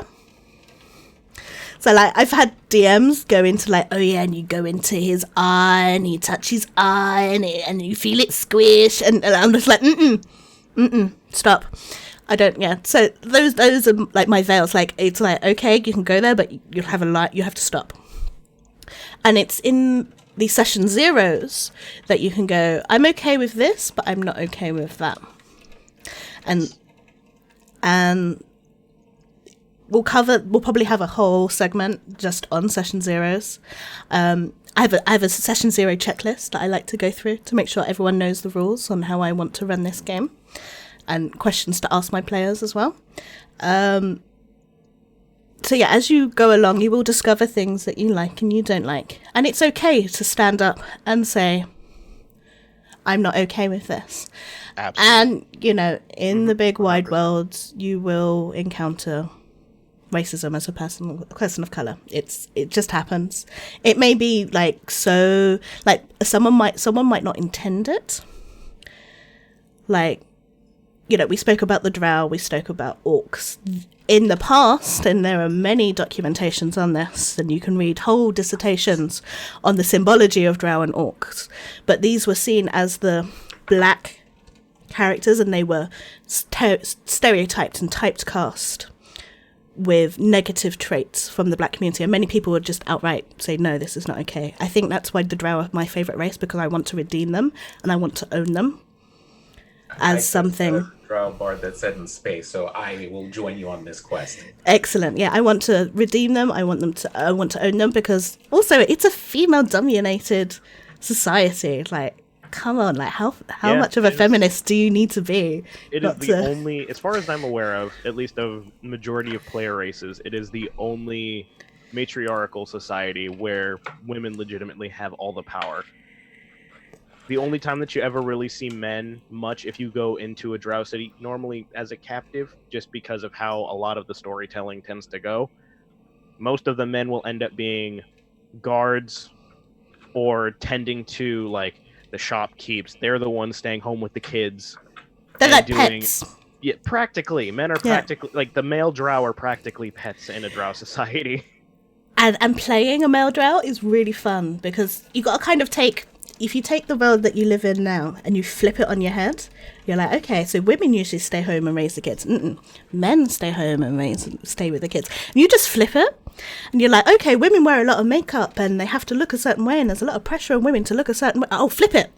And you could just have so much fun with them just by taking something really small and flipping it, such as having a female-dominated society. Another thing I will say, not necessarily, it's partly going into the session zero, but also just with the whole thing of establishing boundaries and all of that. It's not necessarily just based off of what you are comfortable with as a character in the game. It's also what you're comfortable with as a person playing with other people. Because I had the experience of, this is back when I was playing in college. My first D&D session in 5th edition and all that back in like 2014. I was playing into what's called an Adventure League. Adventure League is a Wizard-sponsored gathering that is put on by your local game shops and such, where they meet once a week, and they have, like, the shops have their sanctioned DMs and everything who run through the modules, which are the Wizards of the Coast Wizards, which are the books and stories and everything that are written, published, and put out by Wizards of the Coast, that have their own monsters, special equipment, etc. It's all official sanctioned stuff by Wizards of the Coast. And we were going through Princes of the Apocalypse because that had just recently come out at the time. And I think this was maybe my 5th or 6th session, and we had a new character come in, or a new person come into the shop. This was my first time ever seeing them. For the most part, as far as I knew, they were completely new to, maybe not necessarily the town, but they were new to the shop. And they wound up at our table. When we had Adventure League, I think it was on Wednesdays, and they had 3 or 4 different tables, and like every campaign was like a minimum of like 6 people, just because of the amount of people who showed up and wanted to play with the limited number of DMs. So she wound up at our table, and I didn't notice it at first, but because of like almost all of us were late teens, early 20s, maybe some early 30s, and mostly college age kids, and all guys. And for the most part, being in that age group especially, we swore a lot. There was so much profanity at that table. I'm not even going to lie. And she was really uncomfortable with it. And I didn't notice it until later. And it was something that kind of got picked up by everybody else at the table a little bit here and there. But at the end of the set, like, she was visibly uncomfortable from what I could see. And so, like, I personally, as myself, tried to tone it down as much as I could. But I mean, I can only do that for myself. I can't control anybody else at the table. And then session's over, we all leave, we come back the next week, she doesn't show up, and to the best of my knowledge, she never came back. And so not necessarily just with session zeros, but with initial meetings and plannings and such for when you're looking at trying to run and make a campaign, especially if it's going to be especially if it's going to be with strangers, because if it's with your friends, you generally have that kind of level of familiarity. You know each other's boundaries to a point. So it's like, okay, I know not to hit this hot button. I know not to do this or this. I can kind of poke at this a little bit, but not too much here and there, etc. When it comes to playing with strangers, you need to make sure that not just what your character boundaries are, as well as your personal boundaries, just so that way you can make sure that everyone is enjoying the game and having as much fun as possible with it. It's actually funny that you bring this up, because what we perform in my groups is, we call it self-care. So before we start a session, you know how I got you guys all to join for the first 30 minutes just before we went live? We just check in with everybody. Oh, how are you doing? Is everything all right? And, talk it out. And then we play the session. And then at the end, we have a wind down. So obviously the stream's over, game's over. And then we check in again, and everyone enjoy that session? Is everyone good? Is everyone feeling okay? And then we play every 2 weeks. So in between that, we're constantly just checking in with each other. We've had time to process what happened in the session. Sometimes we're like, yeah, and I do a very similar thing, because I also happen to stream D&D on Mondays. But I do the same thing. But most of the time, overall, honestly, it's more so just like I go ahead and get in my Discord server, and since I'm running it, and so since I'm usually just sitting in the voice chat in case anybody wants to come in early, we just kind of shoot the shit beforehand, and then we just talk about some things, and then I work grave shift, so generally we end up playing until like a good cutoff time for me before I end up having to start getting ready to go to work and all that. But if we end earlier, if we still have enough time after the stream's done, after I close the game and everything, I talk to them, see like, how's the game going, how you feeling, etc. Going just kind of like with a back and forth there. Yeah, it's really important, because when a D&D is a long-term commitment. Obviously you can do one shots, you can do some streaming channels only do 12 sessions where they go from A to B in 12 sessions. But I think everyone wants to do that long-term game. Everyone's read about that one guy that's had the same game going for the last 12 years, and they've played the grandkids of the original heroes and stuff like that. I think everyone sets their heart. Amazing. I would love to do something like that. Exactly. I think everyone's goal is to reach there, and I think if you don't take care of yourself and you don't take care of your group, you won't get there. Yeah. Myself personally, I've recently just wound up vacating myself from a handful of D&D games, just because I was at the point where You were talking about being a D&D addict earlier. In my opinion, you're not a true D&D addict unless you're playing 5 to 6 games until you get to the point of playing 5 to 6 games a week. I was doing that. I had a game every day, 7 days a week. Okay. I'm now dropped that down to just the good games, to what is now my Monday every 2 weeks, my Saturday every 2 weeks, and my Sunday every 2 weeks. All right, then you beat me in that fact. But I got to the point where it was 5 to 6 games a week because initially I was DMing Monday and Tuesday. The Tuesday game wound up getting traded with another friend of mine who DMs on Thursdays, so that way I actually had time to be able to prep and plan both sessions, not back to back, because oh my gosh, I was racking my brain constantly. And then I had Wednesday off. Wednesday was my only consistent free day because it was my Saturday from work because of how my schedule works, and I just didn't have anything planned. Then I would go into another game on Thursday. I'd have a game on Friday every other week, and then I had a game on Saturday and a game on Sunday. Was this all IRL? No, all of them were online. One of them could have been done IRL because it was a group of local friends and everything. We've been friends since high school, and all that is just trying to. Some of them had personal commitment, not necessarily commitment, but just had their own like personal stuff, or like distance was still a pain because it'd be like half hour, 45 minutes to drive, or 2+ hours if you take public. But it was just still the fact of playing that much, that often. It got really exhausting. And so it got to the point of where it's like, I dropped out of my Friday game. I dropped out of the Saturday game. The game that I was running on Thursday, luckily I actually brought to an end. Like it had a natural conclusion and all that, so it finished, which is also another thing that doesn't happen too often is this is for all the people who are wanting and thinking about DMing and all the players and everything. A large majority of D&D games don't actually end up coming to a conclusion. There's a good amount of a large amount of the games just go into hiatus. They end up just dying. Not necessarily because anybody did anything wrong or it's anybody's fault or anything like that, but it's just strictly due to the fact of, at least in my personal experiences, a lot of it comes down to scheduling conflicts. Someone gets a new job, someone gets married, someone has a kid, shift changes, or anything like that, and it just makes it either so that you have to consistently move the date around, or you just put it on pause for a while until things can kind of work themselves out, or you can get like this level of this semblance of consistency. Yeah. And sometimes that just never happens. Mm-hmm. So for all the DMs and players and everything who want that long running game, unfortunately, like as much as I want to say that it can happen, because it definitely can. I'm in 2 games that have been going for over a year.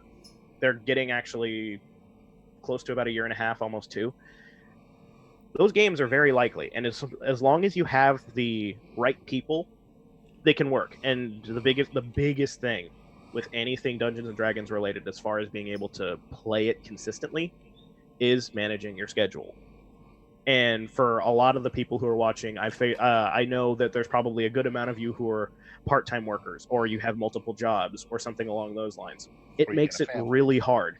But if you can find free time consistently, or like for part-time workers, try to see if you can't talk to your manager or your supervisor, boss, what have you, and see if there's just be like, hey, I would really appreciate it if I could just get this one day off consistently. Doesn't need to be like necessarily every week, but like every other week, hell, even once a month. Just have this one day off consistently, so that way you have the free time to, if you want to, be able to try to commit to a D&D session.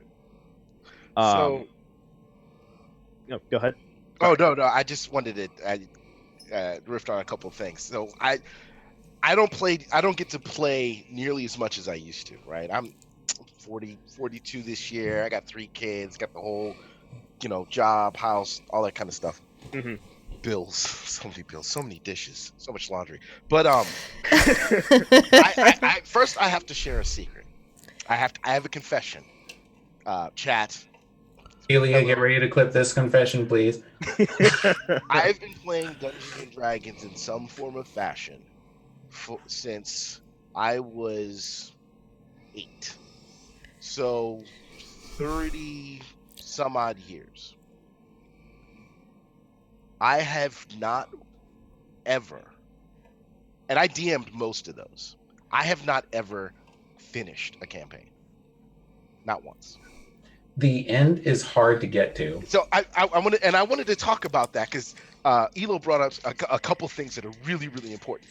One, for me, my experience, the reason why campaigns stop, at least when we were playing, and Mr. Tambor in the chat can attest to this, like something will happen, because I play with the same group all the time. Something would happen and somebody would have to miss, right? Maybe 1 week or 2 weeks, then somebody else would have to miss. And then the enthusiasm for that game, we're like, well, we can't play missing the other people. We're missing too many people. We don't want to have them miss out too much. And so we'd be like, oh, dang, well, we can't play. Well, we want to get together. We want to play something. So somebody else is like, oh, I got an idea. And then like, yeah, okay, that sounds cool. We'll start that. Then the other people come back. It's like, well, we're going to go back. Oh, no, we started this whole new idea. Like, Okay. We're on a whole different thing. Okay, so 2 things. Mr. Tambora says, Bentacore, the Fandala, finished. Oh, the Fandelver finished? Yeah, that's what he says. Yes. Tactically. Yeah. That one finished. The Fendelver one is very easy to finish because, for one, it's only meant to be like a 1 to 5 campaign. Yeah. Right. Which But ends the up problem- like, especially for 5th edition, that goes by really quick.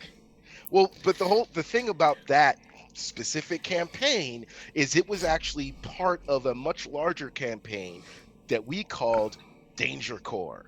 What's Danger Corps? It's a bunch of gnarly mercenaries working together to start up a mercenary company in a city, and that was their first job.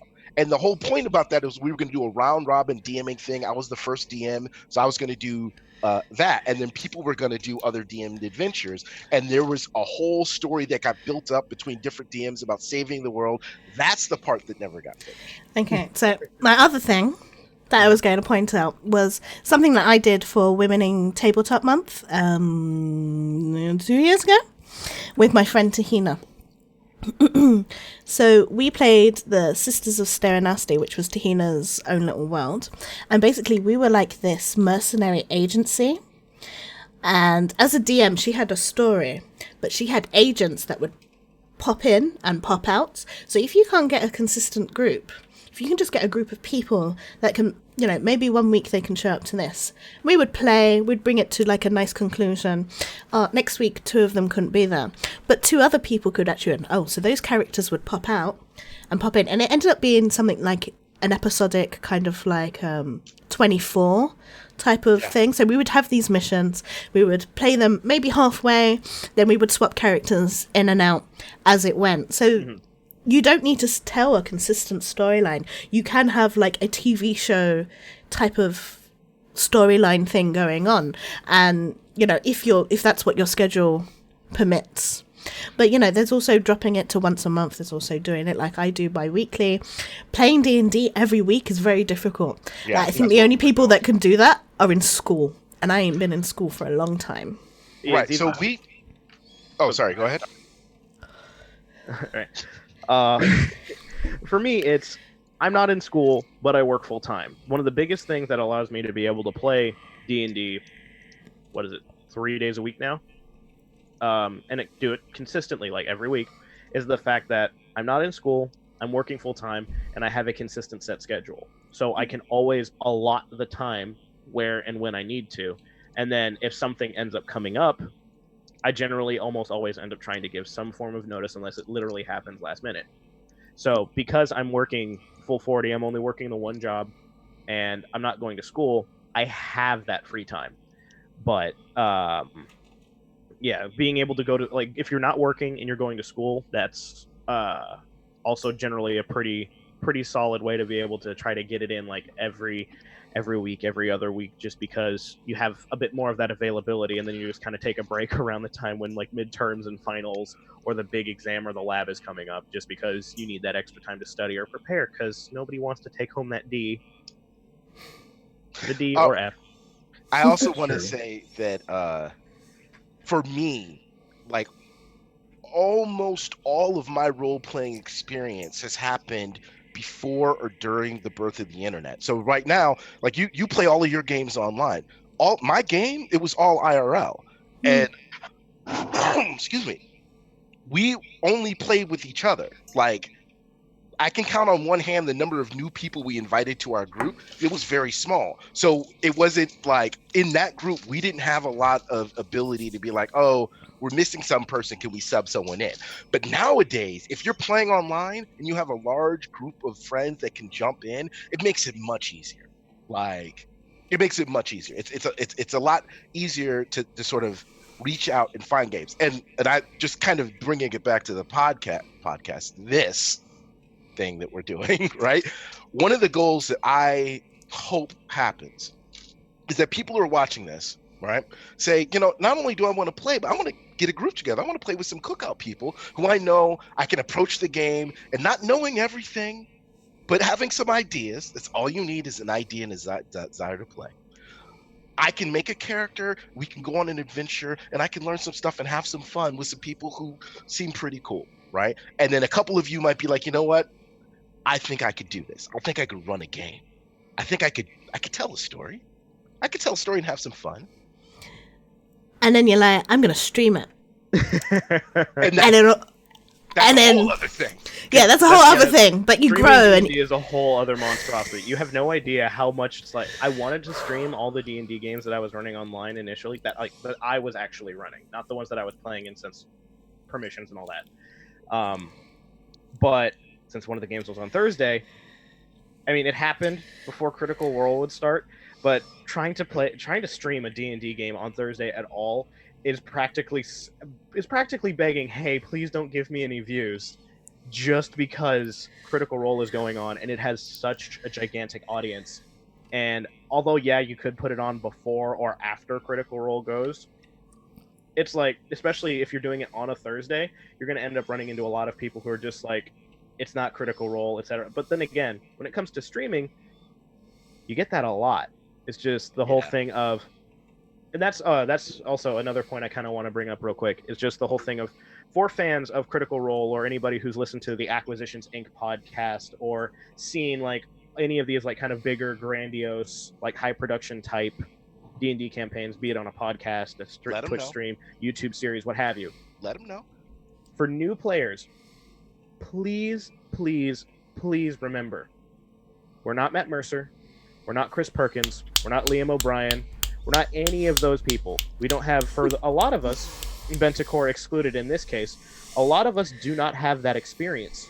A lot of us don't have the ability to paint those kind of pictures or have that kind of creative storytelling or these kind of things. We're not voice actors as well. Mm-hmm.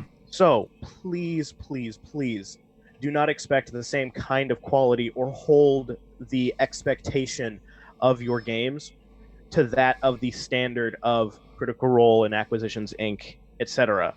Because we're not them. We don't have the capabilities necessarily. We don't have the same skill set. We don't have the talents that these amazing people have been able to do to strengthen the D&D audience and expand it to the biggest point that it's ever been in its entirety. Right. We don't have the production teams. Exactly. Well, we don't have low key though. yeah, okay. So I want to see what you're saying, and I might jump in right after you. Low key though. Let them know.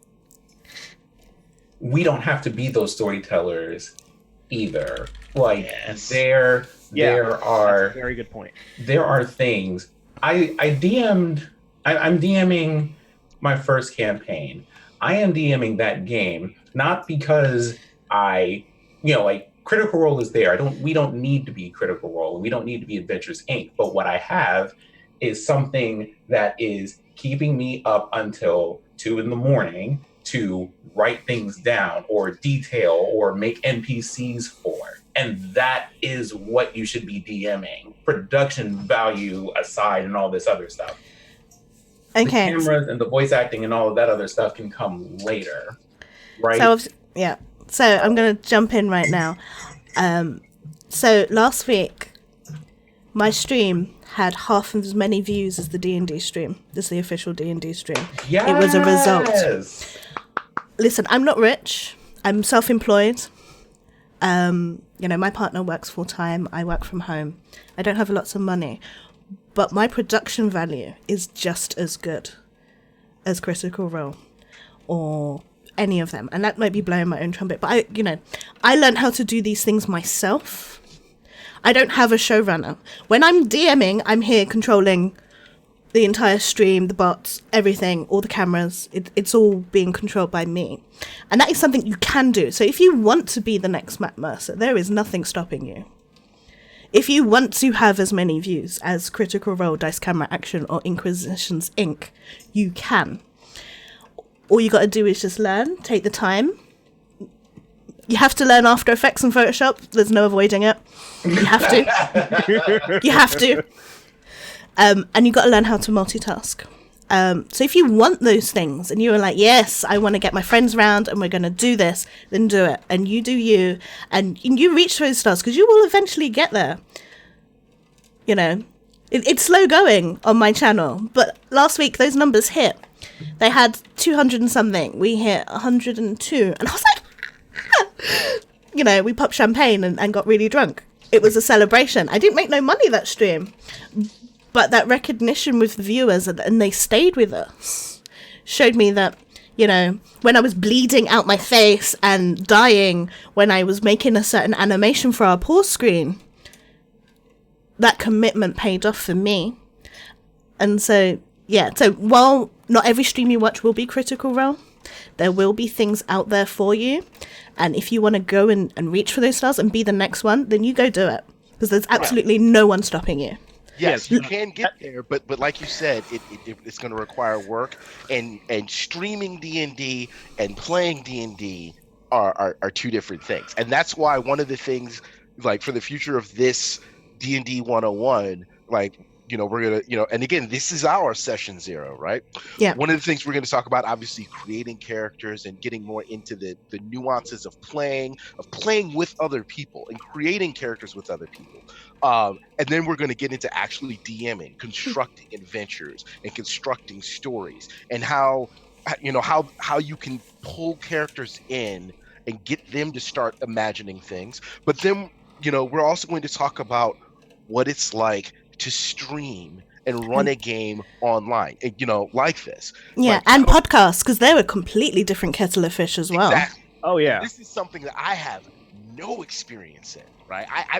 I when Gloss told me, when she's like, you know, I do the damn thing. I be flexing on the gram. Y'all don't even know. And I was like, for real, sis? She's like, hell yeah. I was flabbergasted. And then I popped into her stream. I was like, let me just see what you worked with. I was stunned. My wife was watching. My oldest daughter's like, damn, Daddy, how come you don't DM like that? I'm like, child, get out my face. The disrespect. The disrespect is real in this house. But all I'm saying, like, she what you has gotta cultivated. deal with when you're dad. Oh God, listen. But she's cultivated an extremely wide and deep level of skills to not only DM in the style that she wants, but to also present that game and that stream and certain things. So we're going to talk about, if you do want to stream your D&D game, some of the things you need to be able to do, and then some of the things you can kind of avoid, right? Especially if you're combat heavy or story role play heavy and things like that. So we will eventually get to that stuff too. Of course, this is why I'm here. I'm here to share all my knowledge with you, because I don't want to be. I'm just going to go out and say, I don't want to be the only black person with those numbers. I want all of you with me with those numbers, because there's a lot of numbers out there. And that's why I'm here, because growing up, I'm in St. Louis, Missouri. My friend, Mr. Tambor, we've been friends for 25 years now, also in St. Louis. We had the same story. We would go into the game shop, right? Be like, hey, I'm going to look at these books. And people would give us weird looks like, wait a second, black people don't play Dungeons and Dragons? We're like, bitch, I'm here. Just like all 5 of us up in here, like, oh, we just have these dice just because. But like when me and Tambor met, like, we were like the only black people that we knew that played, that we had easy access to. So now, living in a world that the cookout exists, right, where you can just DM a couple people and be like, hey, let's start a game, and then, you know, you've got a game, you're playing D&D. That's amazing. Yeah, That's and awesome. definitely one thing I will say now is that black nerd culture is at an all-time high, just Mm-hmm. because of the fact Ouch, of yeah. now so much more than before. It's actually acceptable to be a black nerd, because I didn't grow up during this time period. I was born in '94, so I mean, like, I'm 24. I don't know a whole lot about like the struggles and a lot of the stuff that happened for like fellow black nerds and other just people of color and nerds of color that had happened in the past. But I've heard stories and all these other things, and just the fact of how looked down upon it was essentially to be more or less just like actually act your intelligence as a person of color in the earlier periods of this country, or not even necessarily this country, just the world. Yeah, I mean, Because yeah, I'm from the UK, and you see me with my eyelashes and my eyeliner and my big flicky curls. People will say I'm quite glamorous, and when people find out I play D&D and I love gaming, and they're like, "Really, you're a nerd?" And I'm there with my 6-inch high heels and stripper shoes and booty shorts and all the rest of it, and I'm like, yeah, I do it. But that's because when I grew up, it wasn't the done thing. Like, as for a black person, it wasn't, and I was only born in '88. So, you're not too far behind me. and the thing And is, it's not even just the fact of being black for you as well. It's also just the whole thing of being a woman, because a lot of the time it's just the whole thing of, Girls especially don't play D&D. girls don't play No. girls don't play D&D. Girls aren't nerds. Girls aren't into nerdy things like comic books and space adventures and Spawn was my first comic book, I'll just say, and he's my favorite anti-hero of all time. But I grew, but I had to be a nerd in secret, is what I'm trying to say. And it's now in my late 30 something. I'm finally embracing that, and I'm finally being the person that I've always meant to be. And it's places like the Cookout that allow me to be the person that I've always wanted to be, so to speak. And I think that's one of the things that held me back so long from D&D. I probably could have found a place to play D&D when I was younger, but those people didn't look like me. Yeah. And when I used to walk into comic book shops when I was younger, I'd get a funny look, and you'd get that immediate wall, and you're just like, whoa. Kind of like I walked into the wrong shop. Where's the hair shop? Like, Let me just go do you check want out something? Mac. Are you picking something up? And you're just like, no, I'm here to play games. Where's the table? For real. Like, one of the things that I end up running into is, I'm on the West Coast. I live in Oregon.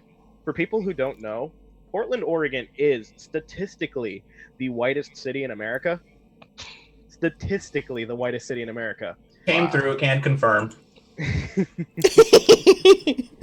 didn't know that you were in Portland, though. I would have said, what's up? Well, now you know.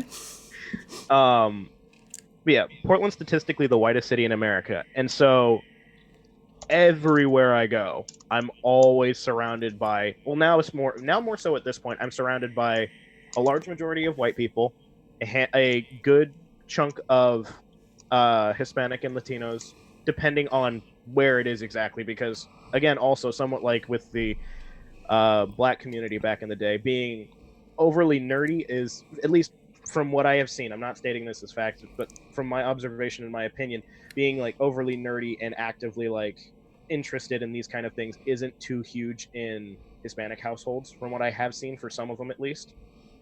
And so a large majority of the people that I end up seeing in these places are white, of a small minority of Latino and Indian and Asian. The amount of African American, black, or just more or less just honestly non-whites that I end up seeing in game shops, comic book shops, and overall just around is just staggeringly low. Not necessarily just because of the area I'm in, but also just because of the quote-unquote stigma, I would say, of being a nerd, being involved in D&D, comic books, video games, that kind of thing. It's gotten so much better than it has been, but it's still a thing. And no matter where I go, regardless of if I'm trying to play in an adventure league, if I'm trying to pick up the new book, if I'm wanting to get some comics, or if I want to get some cards or figures or something like that, luckily, since it is Portland, it's a lot more progressive than some of the other areas.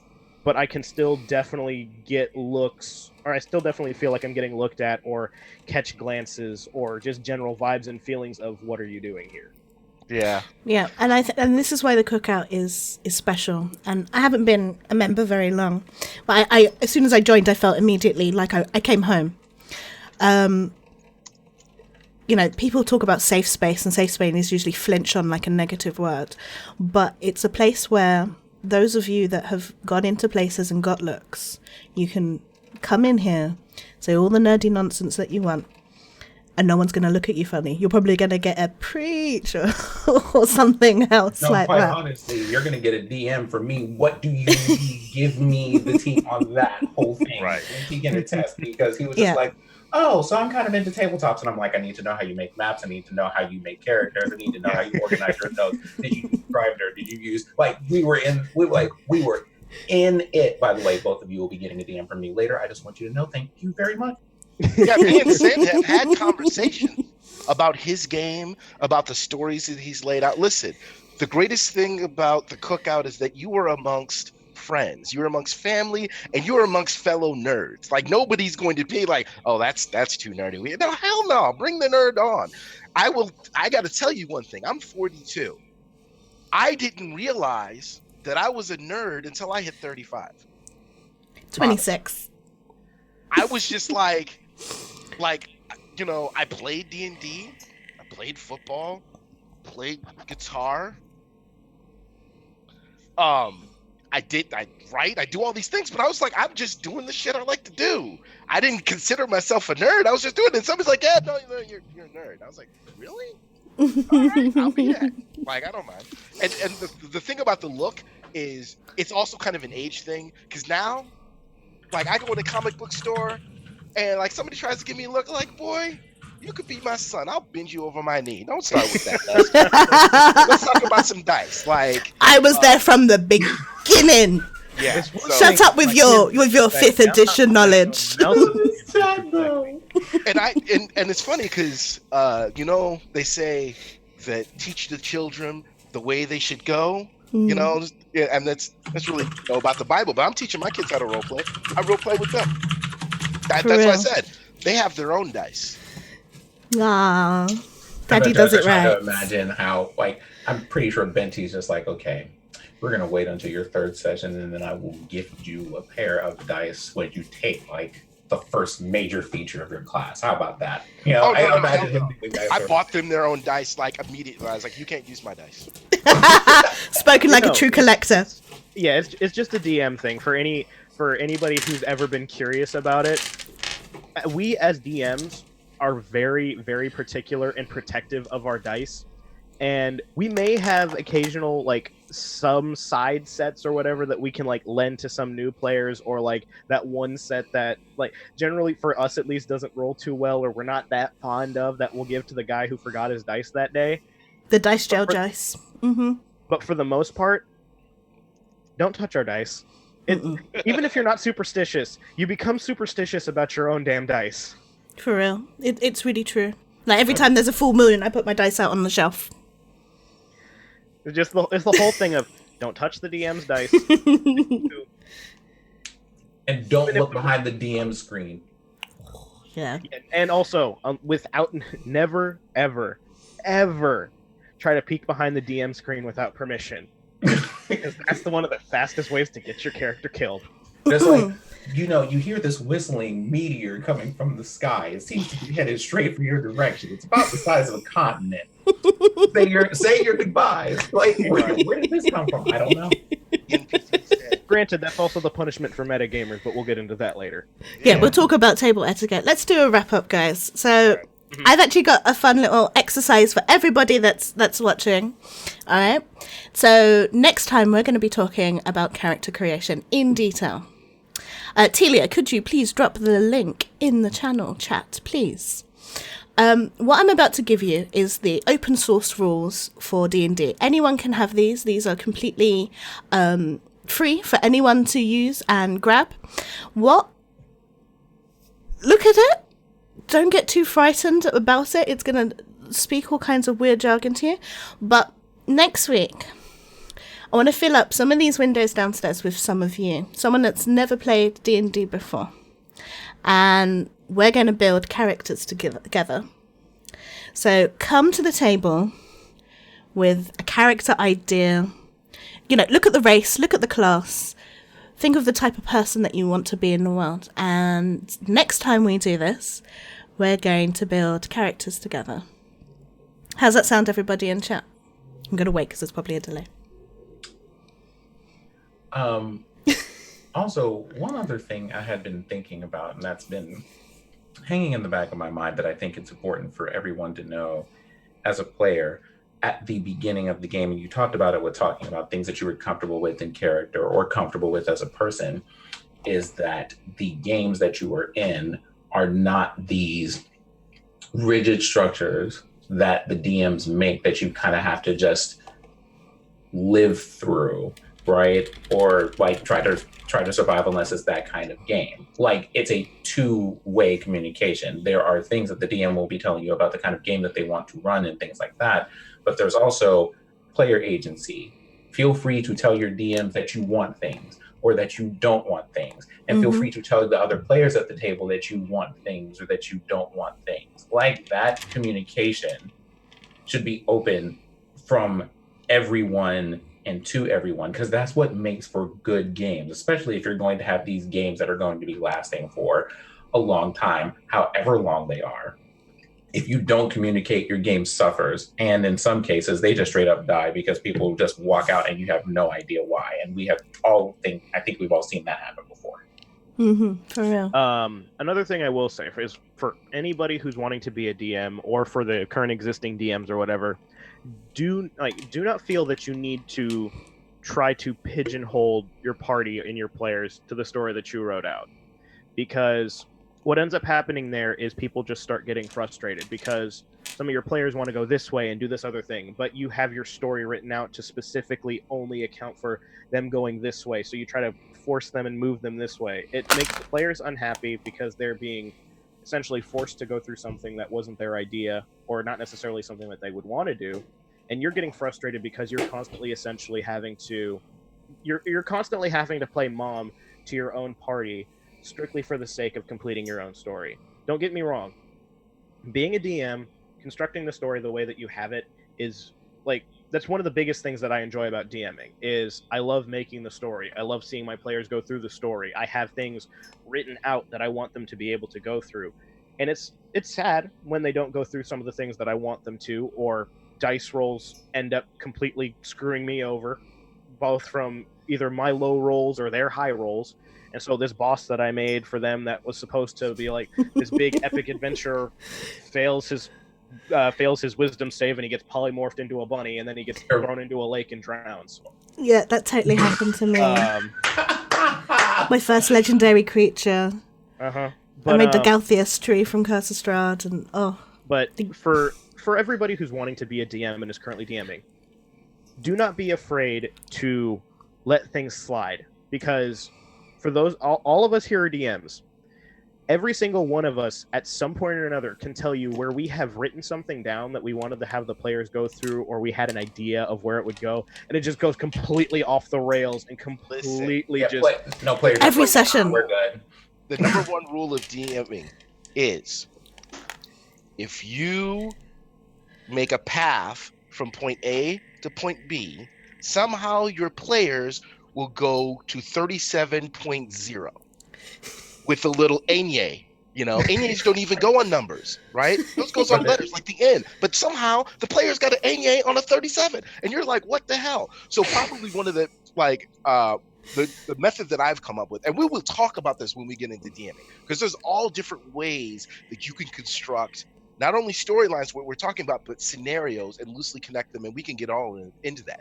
But probably the most important skill, I think, as a player and as a DM, is being able to be flexible, to be able to roll and being flexible and being adaptive. Yes, being able to adapt. So when the DM is like, hey, I've done this thing, and the signs are kind of pointing for you to go this way, as a player, you might be like, well, I want to see what's over there, and I want to see what's over there.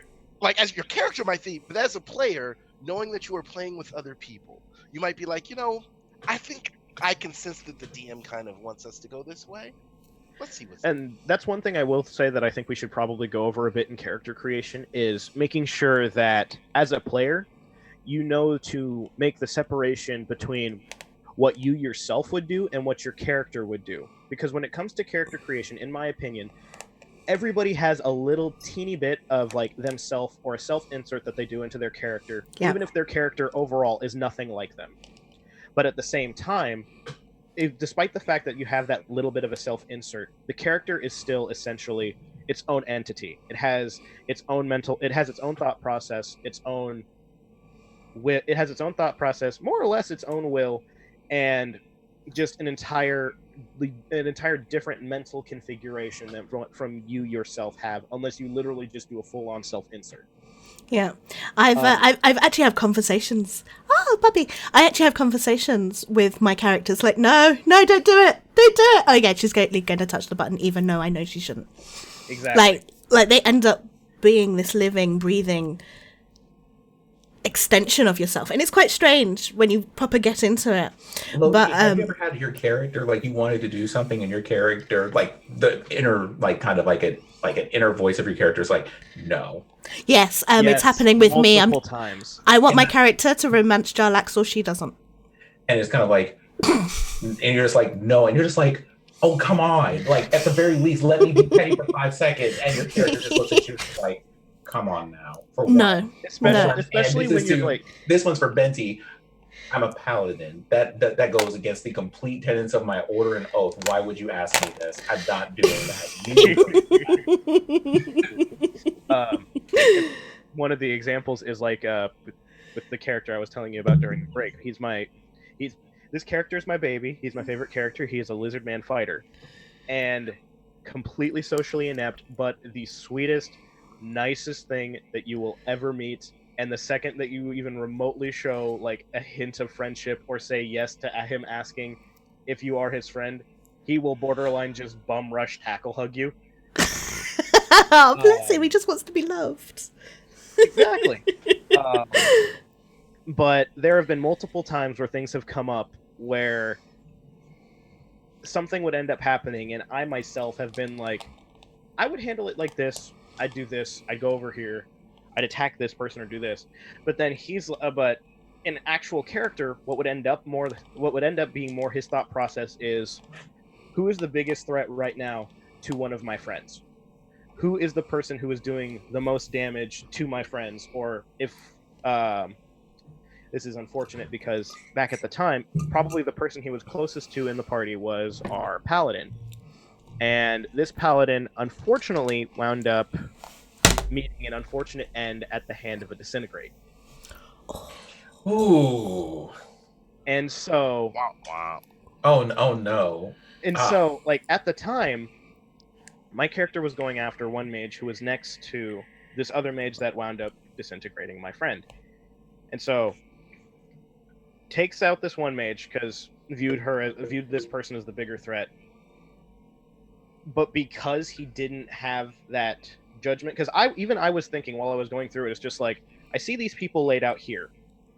This person feels like more of a threat at the time. But then I also, like, in my own head, I'm just like, but this person kind of stands out more. Their token is a bit more unique. There's this, maybe I should go for them. Right, that's that metagaming. Yeah, that's the metagaming that's going on in my head. But my character is like, no, this person down here has actually shown, like, they are actually, like, vividly, or they're actually casting spells and doing things that are hurting my friends and my party mates. I'm going to take them down and stop them from hurting my friends. I proceed to wreck this mage because I am a great weapon fighter. And the next turn, this lizard with a 6 in his charisma, so a -2, gets hit with a banish. Ooh.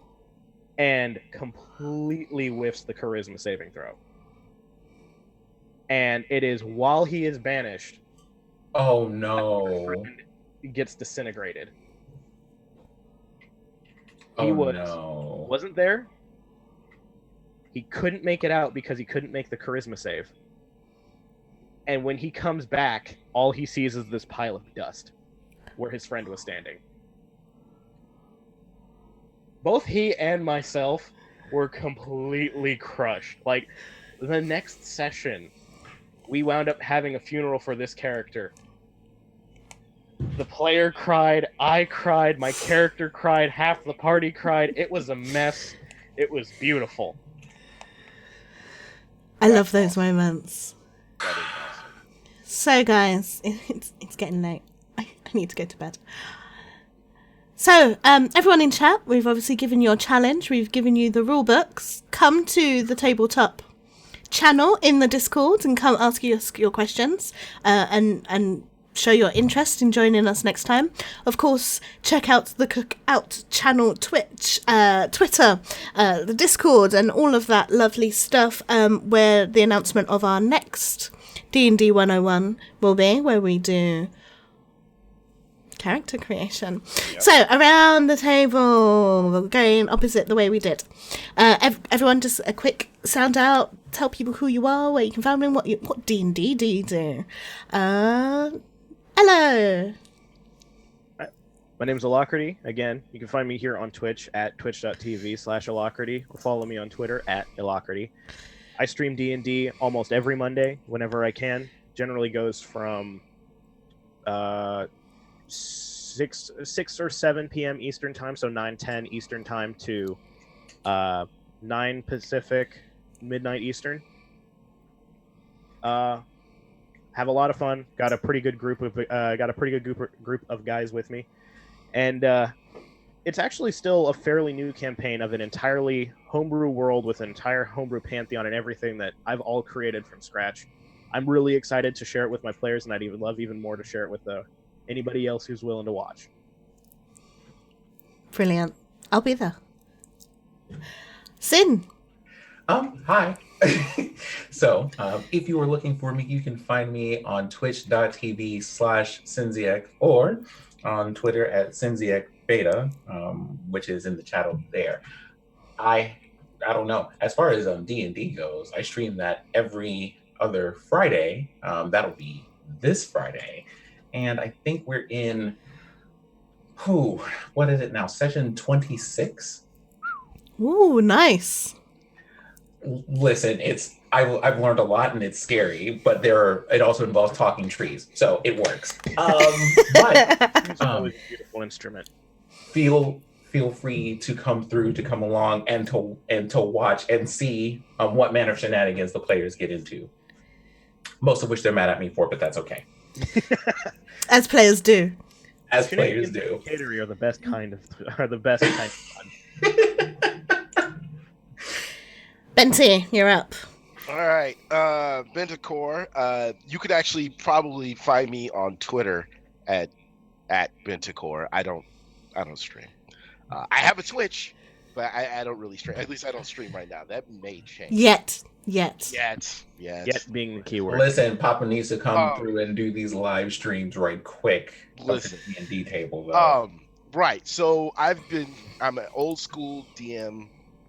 I've been playing D&D since damn near I could read, but I also played Star Wars, Call of Cthulhu, Rifts, Teenage Mutant Ninja Turtles, Warhammer, Star Trek,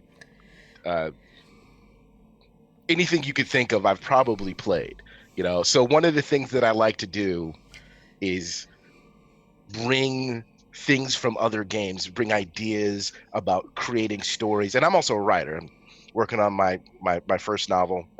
So I like to bring these ideas of creating stories and bringing people together. So this is exciting for me. And if you ever have a question about D&D, about role playing, about telling stories, about why paladins should not be the way they are, or why wizards are better than sorcerers, or why clerics are better than wizards, you can always ask me at Bendacore.com. All right, not Bendacore.com, Twitter, Bendacore, the thing. Don't, since he doesn't know how the internet works, All right, I'll wrap up. Okay, guys, so I'm Gloss and Gadgets from the UK, if my accent doesn't give me away. you can obviously find me on Twitter at Gloss and Gadgets. I am streaming tomorrow. I am streaming a homebrew game made by my friend Archmage Derek, where I play the Dark Elf, we call them Onyx Elves on this game, called Bazine Valerne, and she is just a hot, chaotic mess that messes up all his plans. That's pretty much my job. So that is tomorrow from 11 a.m. EST, which is 4 p.m. GMT. And then next Sunday, I'm doing something quite special. So I'm going to start streaming from 6 a.m. American time. I'm cosplaying as my favorite character, which I mentioned earlier in the stream. So I'm going to be... I asked Twitter if I should do this. Twitter said yes. I regret asking Twitter. But I'm going to be getting into full prosthetics, gluing down a white wig, painting my face blue, grey, to be Leas Thrazen Diara Torville, a paladin of Illustrae, for Waterdeep Dragon Heist. So I do insist that you come along for that, because that's going to be fun. Yeah. But in the meantime, come join the Discord, come hang out and cook out, come to the Tabletop channel. No, and seriously, come to the Tabletop channel. We're not playing. Yeah, we're not playing. We want you here next time, and we want to be character creating with you. So We'll tap our fingers raw for that. Adventure is out there, friends. Indeed. So I'm gonna wish you good night. Have great days, and we'll see you all in the Tabletop channel soon. Night. Good night, everybody. Bye. Take care.